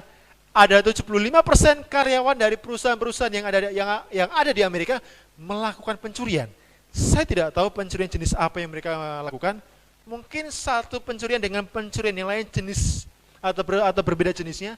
Namun saat ini di dunia maju dan negara yang sejahtera seperti Amerika pun pencurian semakin meningkat. Anda bisa bayangkan, mungkin bisa jadi ketika Anda ke tempat ini, di rumah Anda mungkin sudah kebobolan maling. Namun saya percaya bahwa Tuhan menjaga rumah kita yang saat ini kita tinggalkan oleh karena kita mengikuti seminar pada malam hari ini. Namun Bapak Ibu sekalian, kita lihat pencurian atau tindak kriminal pencurian sudah semakin meningkat. Sehingga kita bisa menyimpulkan perintah untuk jangan mencuri masih perlu berlaku hingga zaman kita hidup di tahun 2016 ini. Lalu bagaimana dengan perintah yang selanjutnya? Perintah yang ke-9. Firman Tuhan mengatakan dalam Keluaran 20 ayat yang ke-16, mari kita baca bersama-sama 1, 2, dan 3. Pepatah mengatakan jangan ada dusta di antara kita. Apakah benar demikian? Jangan ada dusta di antara kita. Itulah 2 kalimat yang sering diucapkan dua sejoli muda yang sedang mengadu romantisme. Jangan ada dusta di antara kita. Namun lebih daripada itu, Alkitab mengatakan perintah yang ke-9 daripada hukum Tuhan yang ditulis dengan jari Tuhan sendiri adalah jangan ucapkan saksi dusta atau fitnah tentang sesama kita. Ada berapa banyak dari antara kita yang punya kebiasaan menggosip di tempat ini? Buat para ibu, ya saya tidak ingin menyudutkan para ibu, tapi biasanya adalah para wanita suka untuk bergosip. Bahkan ya mungkin ada cerita lain yang saya tidak perlu ceritakan di tempat ini. Ada banyak fitnah yang sering kali disebarkan hanyalah karena gosip. Mungkin saat kita menceritakan keburukan orang lain, dan kita menceritakan dengan cara yang benar dan tanpa dilebihkan atau dikurangkan, namun bisakah Anda bayangkan, mungkin orang yang mendengar menangkap dengan cara yang berbeda, dia bercerita lagi kepada orang lain dan bercerita dengan cara yang berbeda, orang yang kemudian menangkap dan memahami dengan cara yang berbeda. Oleh karena itu, hindarkan gosip. Karena Tuhan mengatakan, di dalam gosip rentang sekali ada dusta dan fitnah di sana. Ada banyak kepercayaan, terutama dalam dunia bisnis, kepercayaan yang hilang oleh karena ada fitnah dan dusta di sana. Ada kepercayaan yang salah digunakan sehingga suatu hubungan menjadi rusak oleh karena ada dusta di sana. Dan bagaimana dengan perintah yang ke-10? Kita sudah mempelajari perintah yang pertama adalah jangan ada Allah lain. Yang kedua, jangan membuat patung dan sujud menyembah patung. Yang ketiga, jangan menyebut nama Tuhan dengan sembarangan. Yang keempat, ingatlah dan sucikan hari Sabat. Lalu perintah yang kelima adalah hormatilah ayah dan ibu kita. Yang keenam, jangan membunuh. Yang ketujuh, sangat penting buat kita yang sudah menikah ataupun yang belum menikah, jangan berzina. Yang kedelapan, jangan mencuri.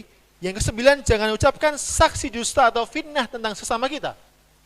Yang ke-10, apakah perintah yang ke-10 dari 10 perintah Tuhan? Firman Tuhan mengatakan dalam Keluaran 20 ayat 17, kita baca bersama-sama, 1, 2, 3.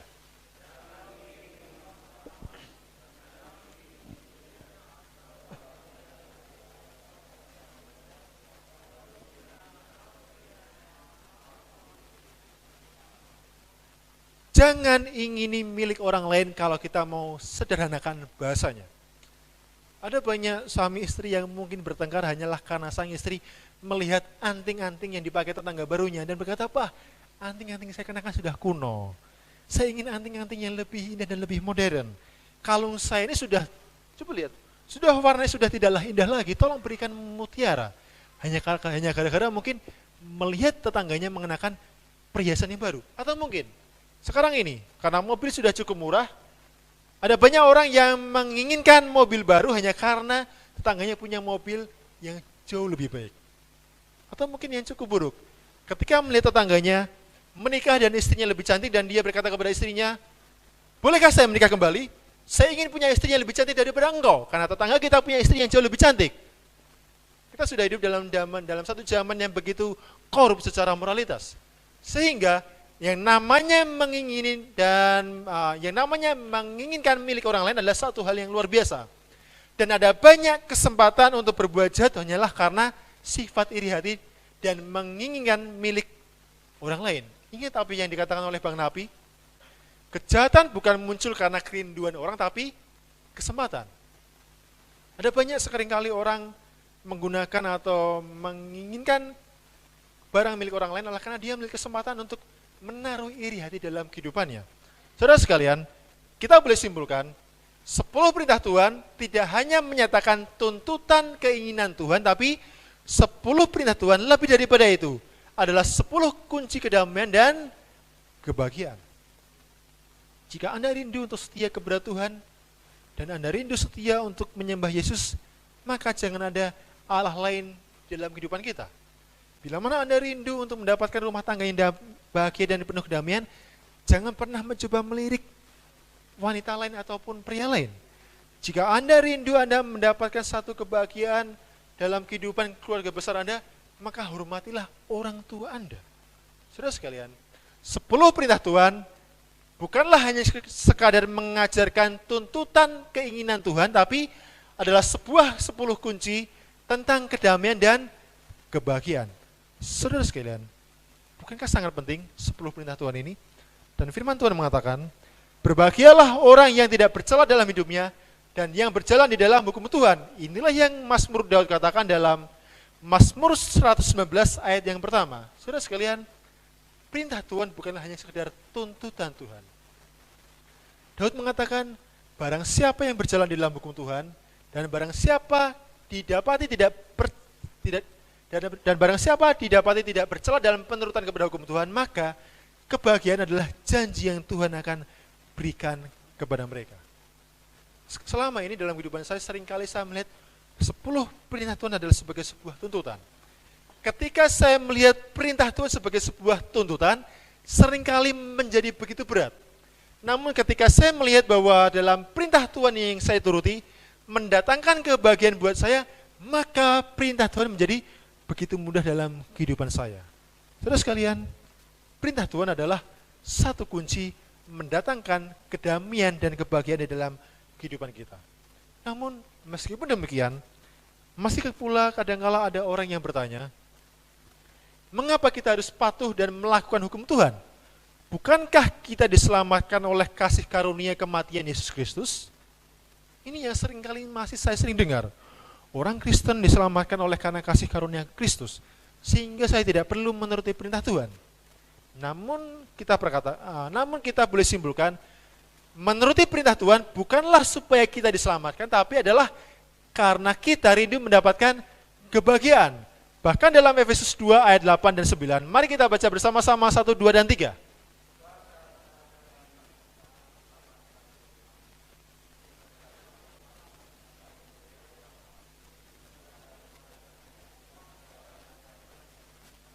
Bila mana ada orang yang mengatakan bahwa menurut perintah Tuhan bukanlah untuk memberikan keselamatan, adalah pernyataan yang benar. Karena memang Alkitab mengatakan, keselamatan diberikan dengan kasih karunia, kita terima dengan iman. Dengan demikian, kalau mungkin Anda sempurna melakukan penurutan kepada perintah Tuhan, Alkitab mengatakan, janganlah memegahkan diri kita. Janganlah menyombongkan diri kita, bahkan saat kita melihat diri kita jauh lebih sempurna dalam penurutan daripada orang lain. Karena mengapa?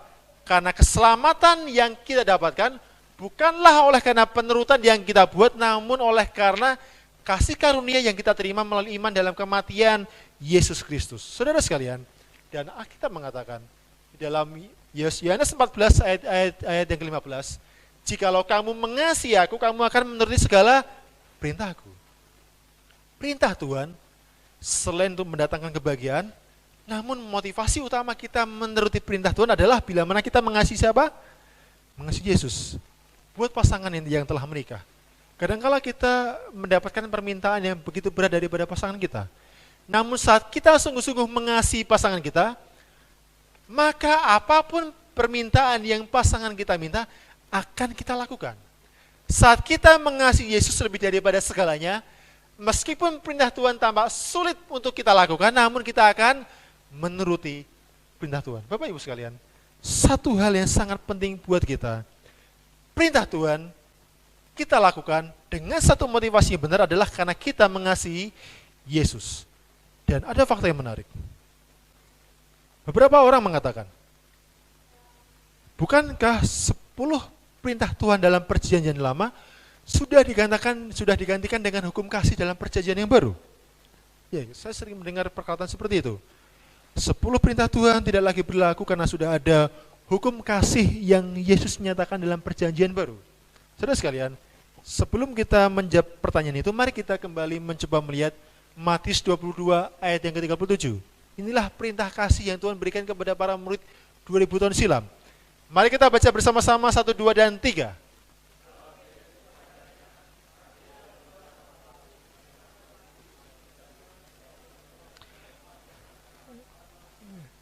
Perintah ini sesungguhnya Yesus kutip daripada Ulangan 6 ayat yang ke-5. Dia menegaskan kepada orang pada 2000 tahun silam, dan dia tegaskan pada hari ini, kasihilah Tuhan Allah kita dengan segenap akal budi kita, dengan segenap hati kita, dan segenap jiwa kita. Dan dia mengatakan di ayat 38, inilah hukum yang terutama dan yang pertama. Dan ada hukum kedua yang sama dengan itu. Dalam Matius 22 ayat 39 kita baca bersama-sama 1, 2, dan 3.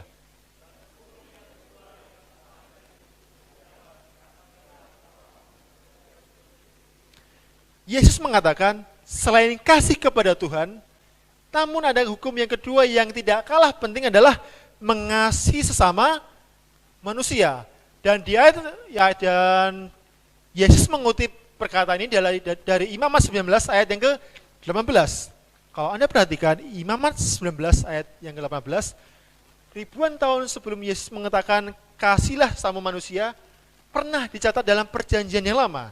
Dan untuk menutup hukum kasih, Kristus mengatakan, pada kedua hukum inilah tergantung seluruh hukum Taurat dan kitab para nabi.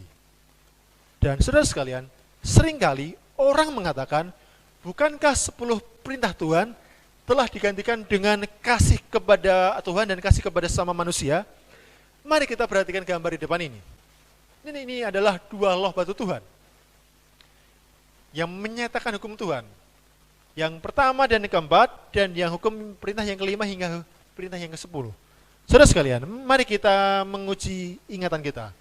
Apakah perintah yang pertama tadi? Jangan ada apa? Perintah yang kedua? Jangan menyembah patung. Lalu perintah yang ketiga? Jangan menyebut nama Tuhan. Dan perintah yang keempat? Oke, saudara sekalian, bila mana kita mengingat 4 perintah ini, bukankah ini pernyataan kasih kita kepada Tuhan? Saat kita tidak punya Allah lain, saat kita mengingat kesucian hari Sabat, saat kita menyebut nama Tuhan dengan tidak sembarangan, dan saat kita tidak mengizinkan patung untuk kita sembah, bukankah ini menyatakan perintah kasih kepada Tuhan yang Yesus ucapkan? Dan saat kita mengingat 6 perintah yang terakhir, di sana mengatakan, jangan berzina, hormatilah orang tua, jangan membunuh, jangan mencuri, jangan bersaksi dusta, jangan inginkan milik orang lain. Bukankah 6 perintah yang terakhir ini menyatakan kasih kita kepada sesama kita manusia? Sehingga tidaklah benar bila mana orang Kristen mengatakan 10 perintah Tuhan digantikan dengan hukum kasih. Hukum kasih yang mana? Karena saat Tuhan mengatakan kasihlah Tuhan Allahmu, Dia sedang mengatakan, ingatlah 4 perintah yang pertama. Dan saat Yesus mengatakan, kasihlah sesama manusia, ingatlah 6 perintah yang terakhir. Jangan membunuh, jangan mencuri, jangan berzina, dan yang lain sebagainya. Saudara sekalian, kita bisa simpulkan, hukum Tuhan yang adalah firman Tuhan, adalah kunci kepada kedamaian dan kebahagiaan. Hukum Tuhan yang menyatakan kasih kepada Tuhan dan kasih kepada manusia, sesungguhnya adalah kunci mendapatkan damai sejahtera dan mendapatkan kebahagiaan di dalam kehidupan kita. Sangat penting untuk kita mengerti fakta ini. Karena mengapa? Saat kita melihat bahwa mengasihi Tuhan dan mengasihi manusia adalah kunci mendapatkan kedamaian dan kebahagiaan, maka setiap penurutan yang kita buat akan kita lakukan dengan penuh sukacita. Baik, Bapak Ibu sekalian, kita lihat gambar di depan ini. Gambar apakah ini? Ini adalah gambar cermin, seperti yang saya bawa di depan ini. Gambar cermin. Dan kita lihat dalam Yakobus 1, nanti kita akan mencoba memperhatikan hukum Tuhan dilambangkan atau disamakan dengan cermin. Kita baca dalam Yakobus 1 ayat 23 dan 25, kita baca bersama-sama 1, 2, dan 3. Oke, kita akan ulangi satu kali lagi. 1, 2, dan 3.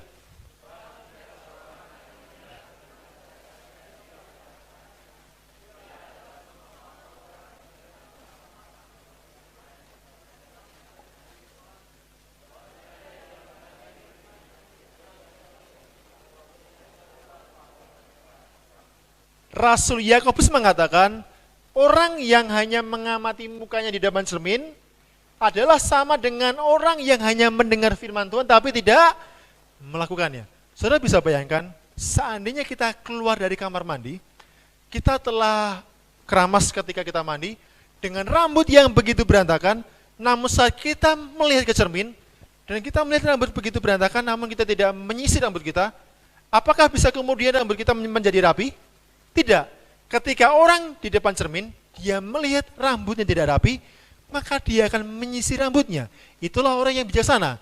Begitu pula orang yang bijaksana, dia tidak hanya mendengar firman, tapi juga melakukannya. Dan di ayat selanjutnya, firman Tuhan mengatakan, barang siapa yang meneliti hukum yang sempurna, yaitu hukum yang memerdekakan semua orang, dan ia bertekun di dalamnya. Jadi bukan hanya mendengar untuk melupakannya, tetapi sungguh-sungguh melakukannya. Ia akan berbahagia oleh perbuatannya. Anda boleh lihat, janganlah kita seperti orang yang di depan cermin, namun ketika melihat rambut kita berantakan dan kita diamkan begitu saja. Namun marilah kita menjadi orang yang ketika kita melihat hukum Tuhan, kita mempelajarinya, tidak hanya mempelajarinya, bertekun dalam melakukannya, sehingga hukum itu akan membuat kita merdeka dari dosa kita, dan kita akan mendapatkan kebahagiaan. Terus kalian, sangat penting kita mengerti, tidak hanya mengerti, tapi juga melakukan hukum Tuhan. Dan dalam Yakobus 2 ayat yang pertama mengatakan, barang siapa menuruti hukum itu, tetapi mengabaikan satu bagian daripadanya, dia bersalah terhadap seluruhnya. Ada orang yang mengatakan, ada 10 perintah, saya tidak mau melakukan perintah yang ke-6.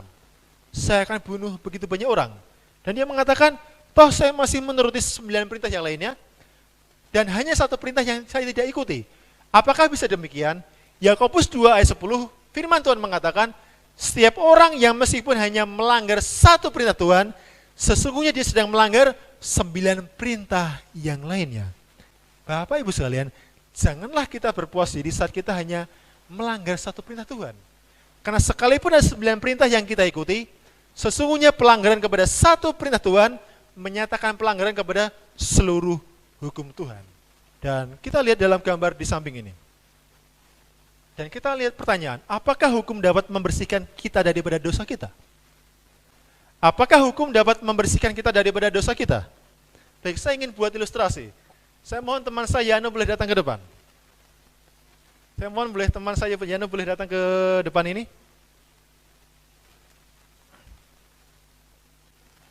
Baik, cukup di bawah, kita akan berada di bawah. Teman saya Yano, boleh datang ke depan.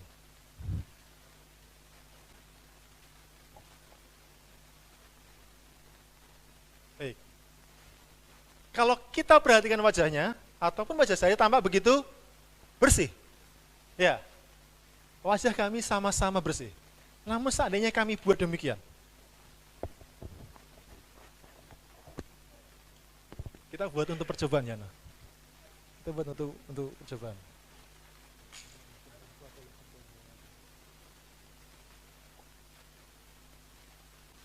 Ya. Oke ya.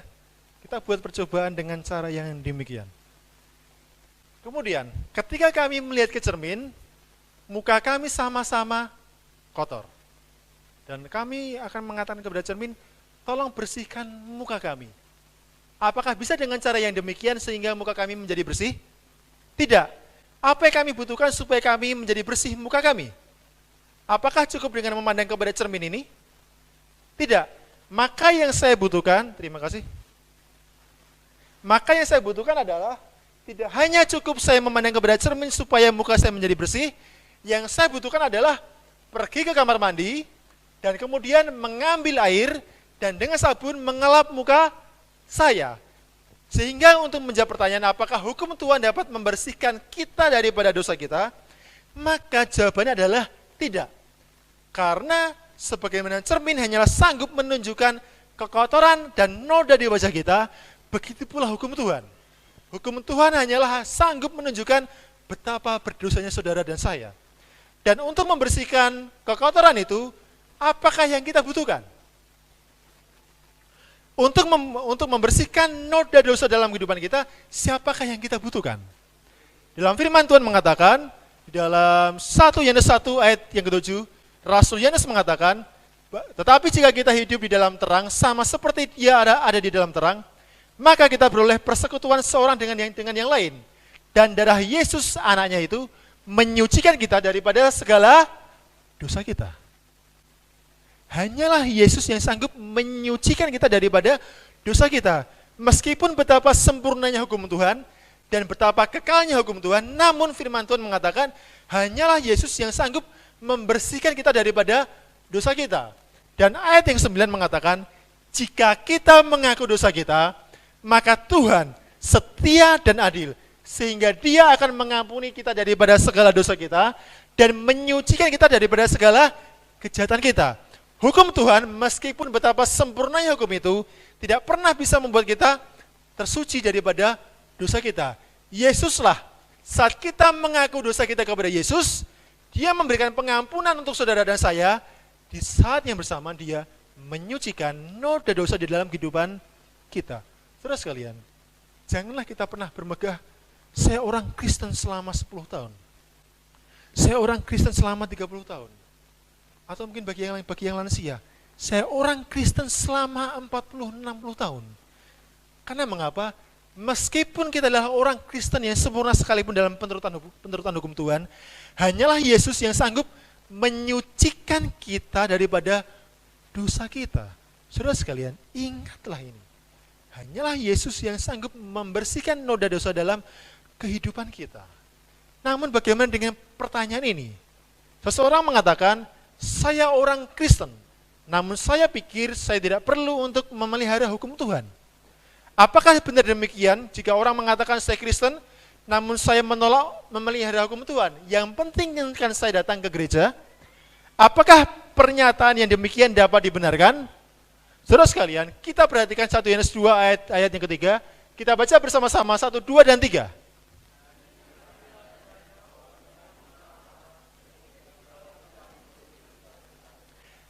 Bila mana orang mengaku dia adalah orang Kristen dan dia mengenal Allah, maka dia akan menuruti perintah-perintah Tuhan. Dan di ayat yang keempat mengatakan, barang siapa berkata, aku mengenal dia tapi ia tidak menuruti perintahnya, dia adalah seorang pendusta dan di dalamnya tidak ada kebenaran. Saudara sekalian, barang siapa yang mengaku mengenal Tuhan, namun menolak perintah Tuhan, dia adalah seorang pendusta. Kita telah lihat tadi, bagian daripada 10 perintah Tuhan, janganlah ada dusta di dalam kehidupan kita. Namun saat kita menolak perintah Tuhan, sekalipun kita adalah orang Kristen yang setiap minggu kita datang ke gereja, namun Alkitab mengatakan, kita pendusta bila mana kita menolak menuruti perintah Tuhan. Bapak Ibu sekalian, mari kita perhatikan kehidupan kita. Dan dalam perjanjian yang baru, Tuhan akan menuliskan hukumnya di dalam kehidupan kita, hati dan pikiran kita. Ibrani 8 ayat 10 dan Ibrani 10 ayat 16 mengatakan, aku akan menaruh hukumku di dalam akal budimu dan menuliskan di dalam hatimu. Saudara sekalian, kita boleh melihat, Tuhanlah yang sanggup memberikan kesanggupan untuk kita menurut perintah Tuhan. Saat hati kita serahkan kepada Tuhan, diberikan hati yang baru, kita diubahkan, maka kita punya hati yang baru, dan saudara dan saya disanggupkan menurut kepada perintah Tuhan. Dan sehingga akhirnya Mazmur 40 ayat yang ke-8, firman Tuhan mengatakan, aku suka melakukan kehendak-Mu ya Allahku, Taurat-Mu ada di dalam dadaku. Terus kalian, saya rindu mengatakan kepada Tuhan, Tuhan, saya suka melakukan kehendak-Mu, oleh karena hukum-Mu ada di dalam hatiku. Saat ini apakah ada mungkin dalam kehidupan kita mengatakan, saya suka melakukan perintah-Mu Tuhan. Saudara sekalian, Tuhan rindu kita boleh mencapai satu keadaan menuruti perintah Tuhan oleh karena kita suka untuk melakukannya. Dan Yohanes 14 ayat 15, sekali lagi Yesus mengatakan, jikalau engkau mengasihi aku, maka engkau akan menuruti segala perintahku. Apakah kita sungguh mengasihi Tuhan? Dan bila mana iya, apakah kita sungguh sudah mengasihi dengan melaksanakan perintah Tuhan? Bapak Ibu sekalian, kadangkala orang mengatakan, saya Kristen, saya mengasihi Tuhan. Namun ketika dihadapkan kepada perintah Tuhan, seringkali orang Kristen mengatakan, tunggu dulu, terlalu berat untuk saya turuti. Saya hanya mau mengasihi Tuhan, tapi saya tidak mau menuruti perintah Tuhan. Apakah ini yang pantas disebut sebagai orang Kristen? Bapak Ibu sekalian, mari kita lebih perhatikan kehidupan kita. Namun ada pula pertanyaan, bukankah kita mengajarkan tidak ada lagi hukum oleh karena iman? Ada banyak orang Kristen kita diselamatkan oleh karena iman, sehingga tidak perlu lagi ada hukum Tuhan. Namun coba kita perhatikan Roma 3 ayat 27 dan 28, kita baca bersama-sama, 1, 2, dan 3.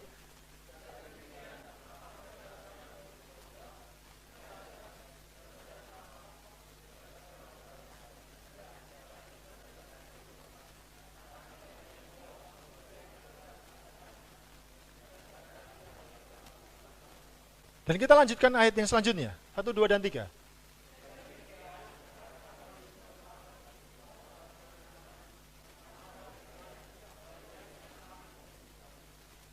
Iman tidaklah dimaksudkan Rasul Paulus untuk membatalkan hukum Taurat, namun dia mengatakan sama sekali tidak. Iman tidak pernah membatalkan hukum Taurat, namun sebaliknya, iman adalah meneguhkan hukum Taurat. Inilah seringkali pernyataan yang orang Kristen perlu tahu.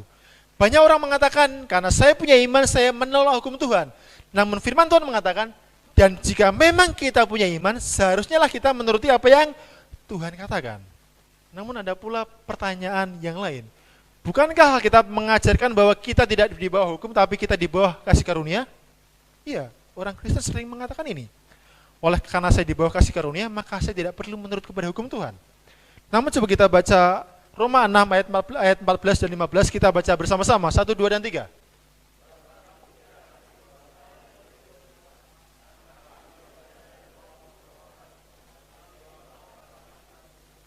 Kita kembali baca bersama-sama.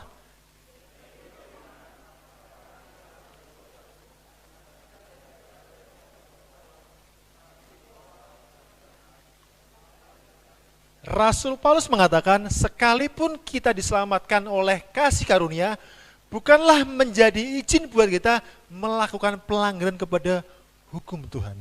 Sekali-kali tidak, kasih karunia bukanlah untuk membatalkan penurutan kepada perintah Tuhan. Saudara sekalian, satu kali ada peristiwa demikian. Seorang pendeta, dia akan membawakan seminar seperti yang kita ikuti selama 1 minggu terakhir ini. Dan ketika dia terburu-buru oleh karena waktu yang begitu singkat, dia melajukan mobilnya hingga mendapati kecepatannya di atas batas kecepatan. Dan datanglah polisi dari belakang dan menghentikan pendeta ini.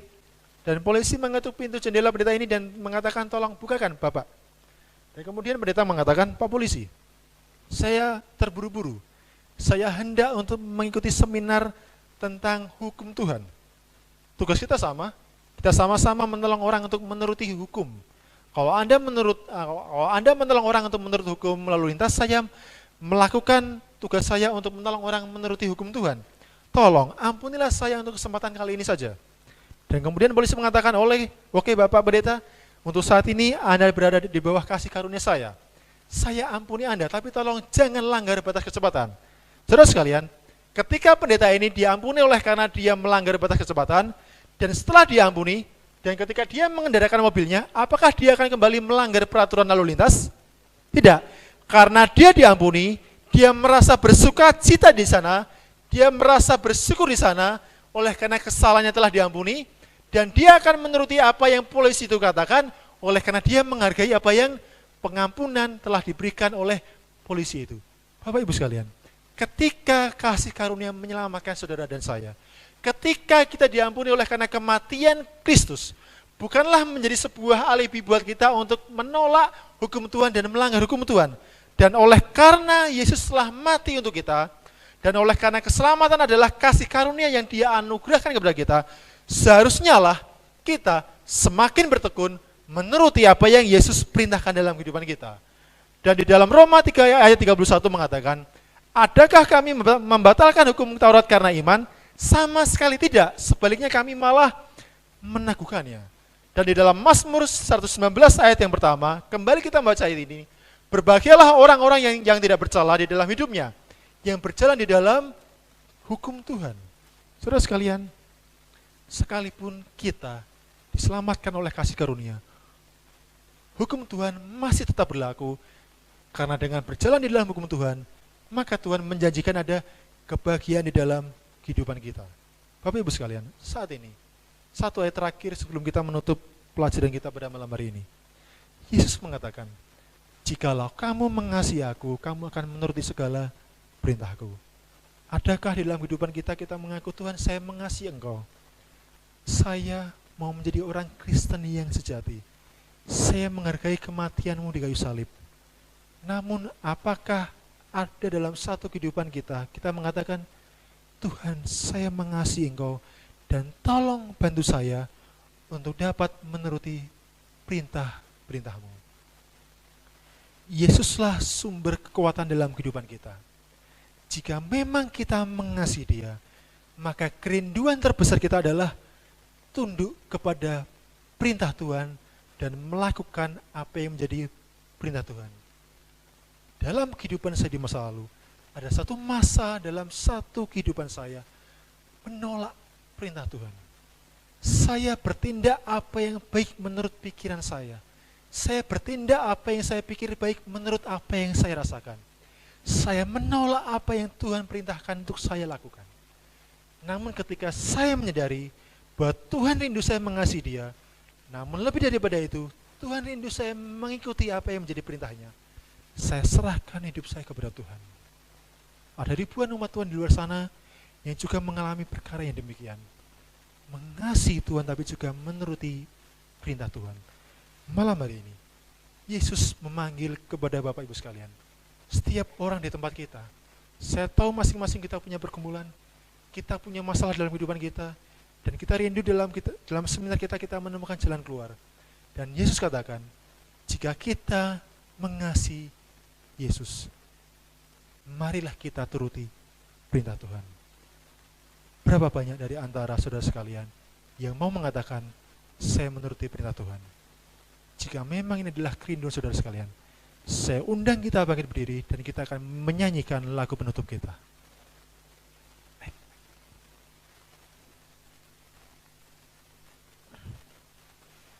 Lagu penutup kita, Aku Mau Turut Ya Tuhan.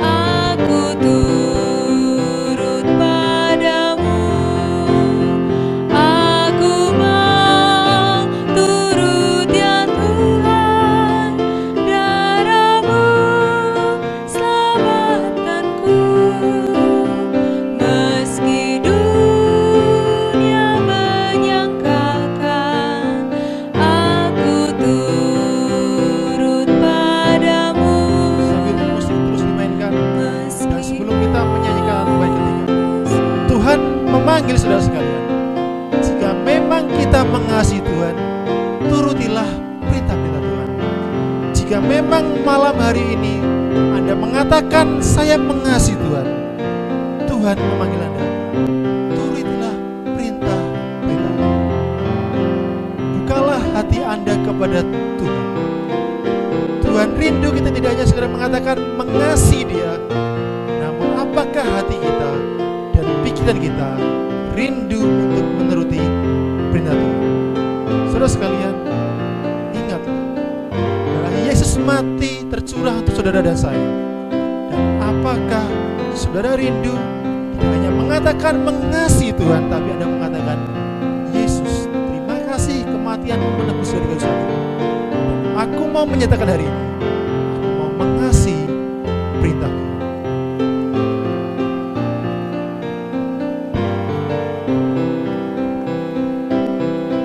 Kita sama-sama. Meski ombak sungai Yordan sangat deras dan keruh, itu pun Engkau lalukan, aku turut padamu.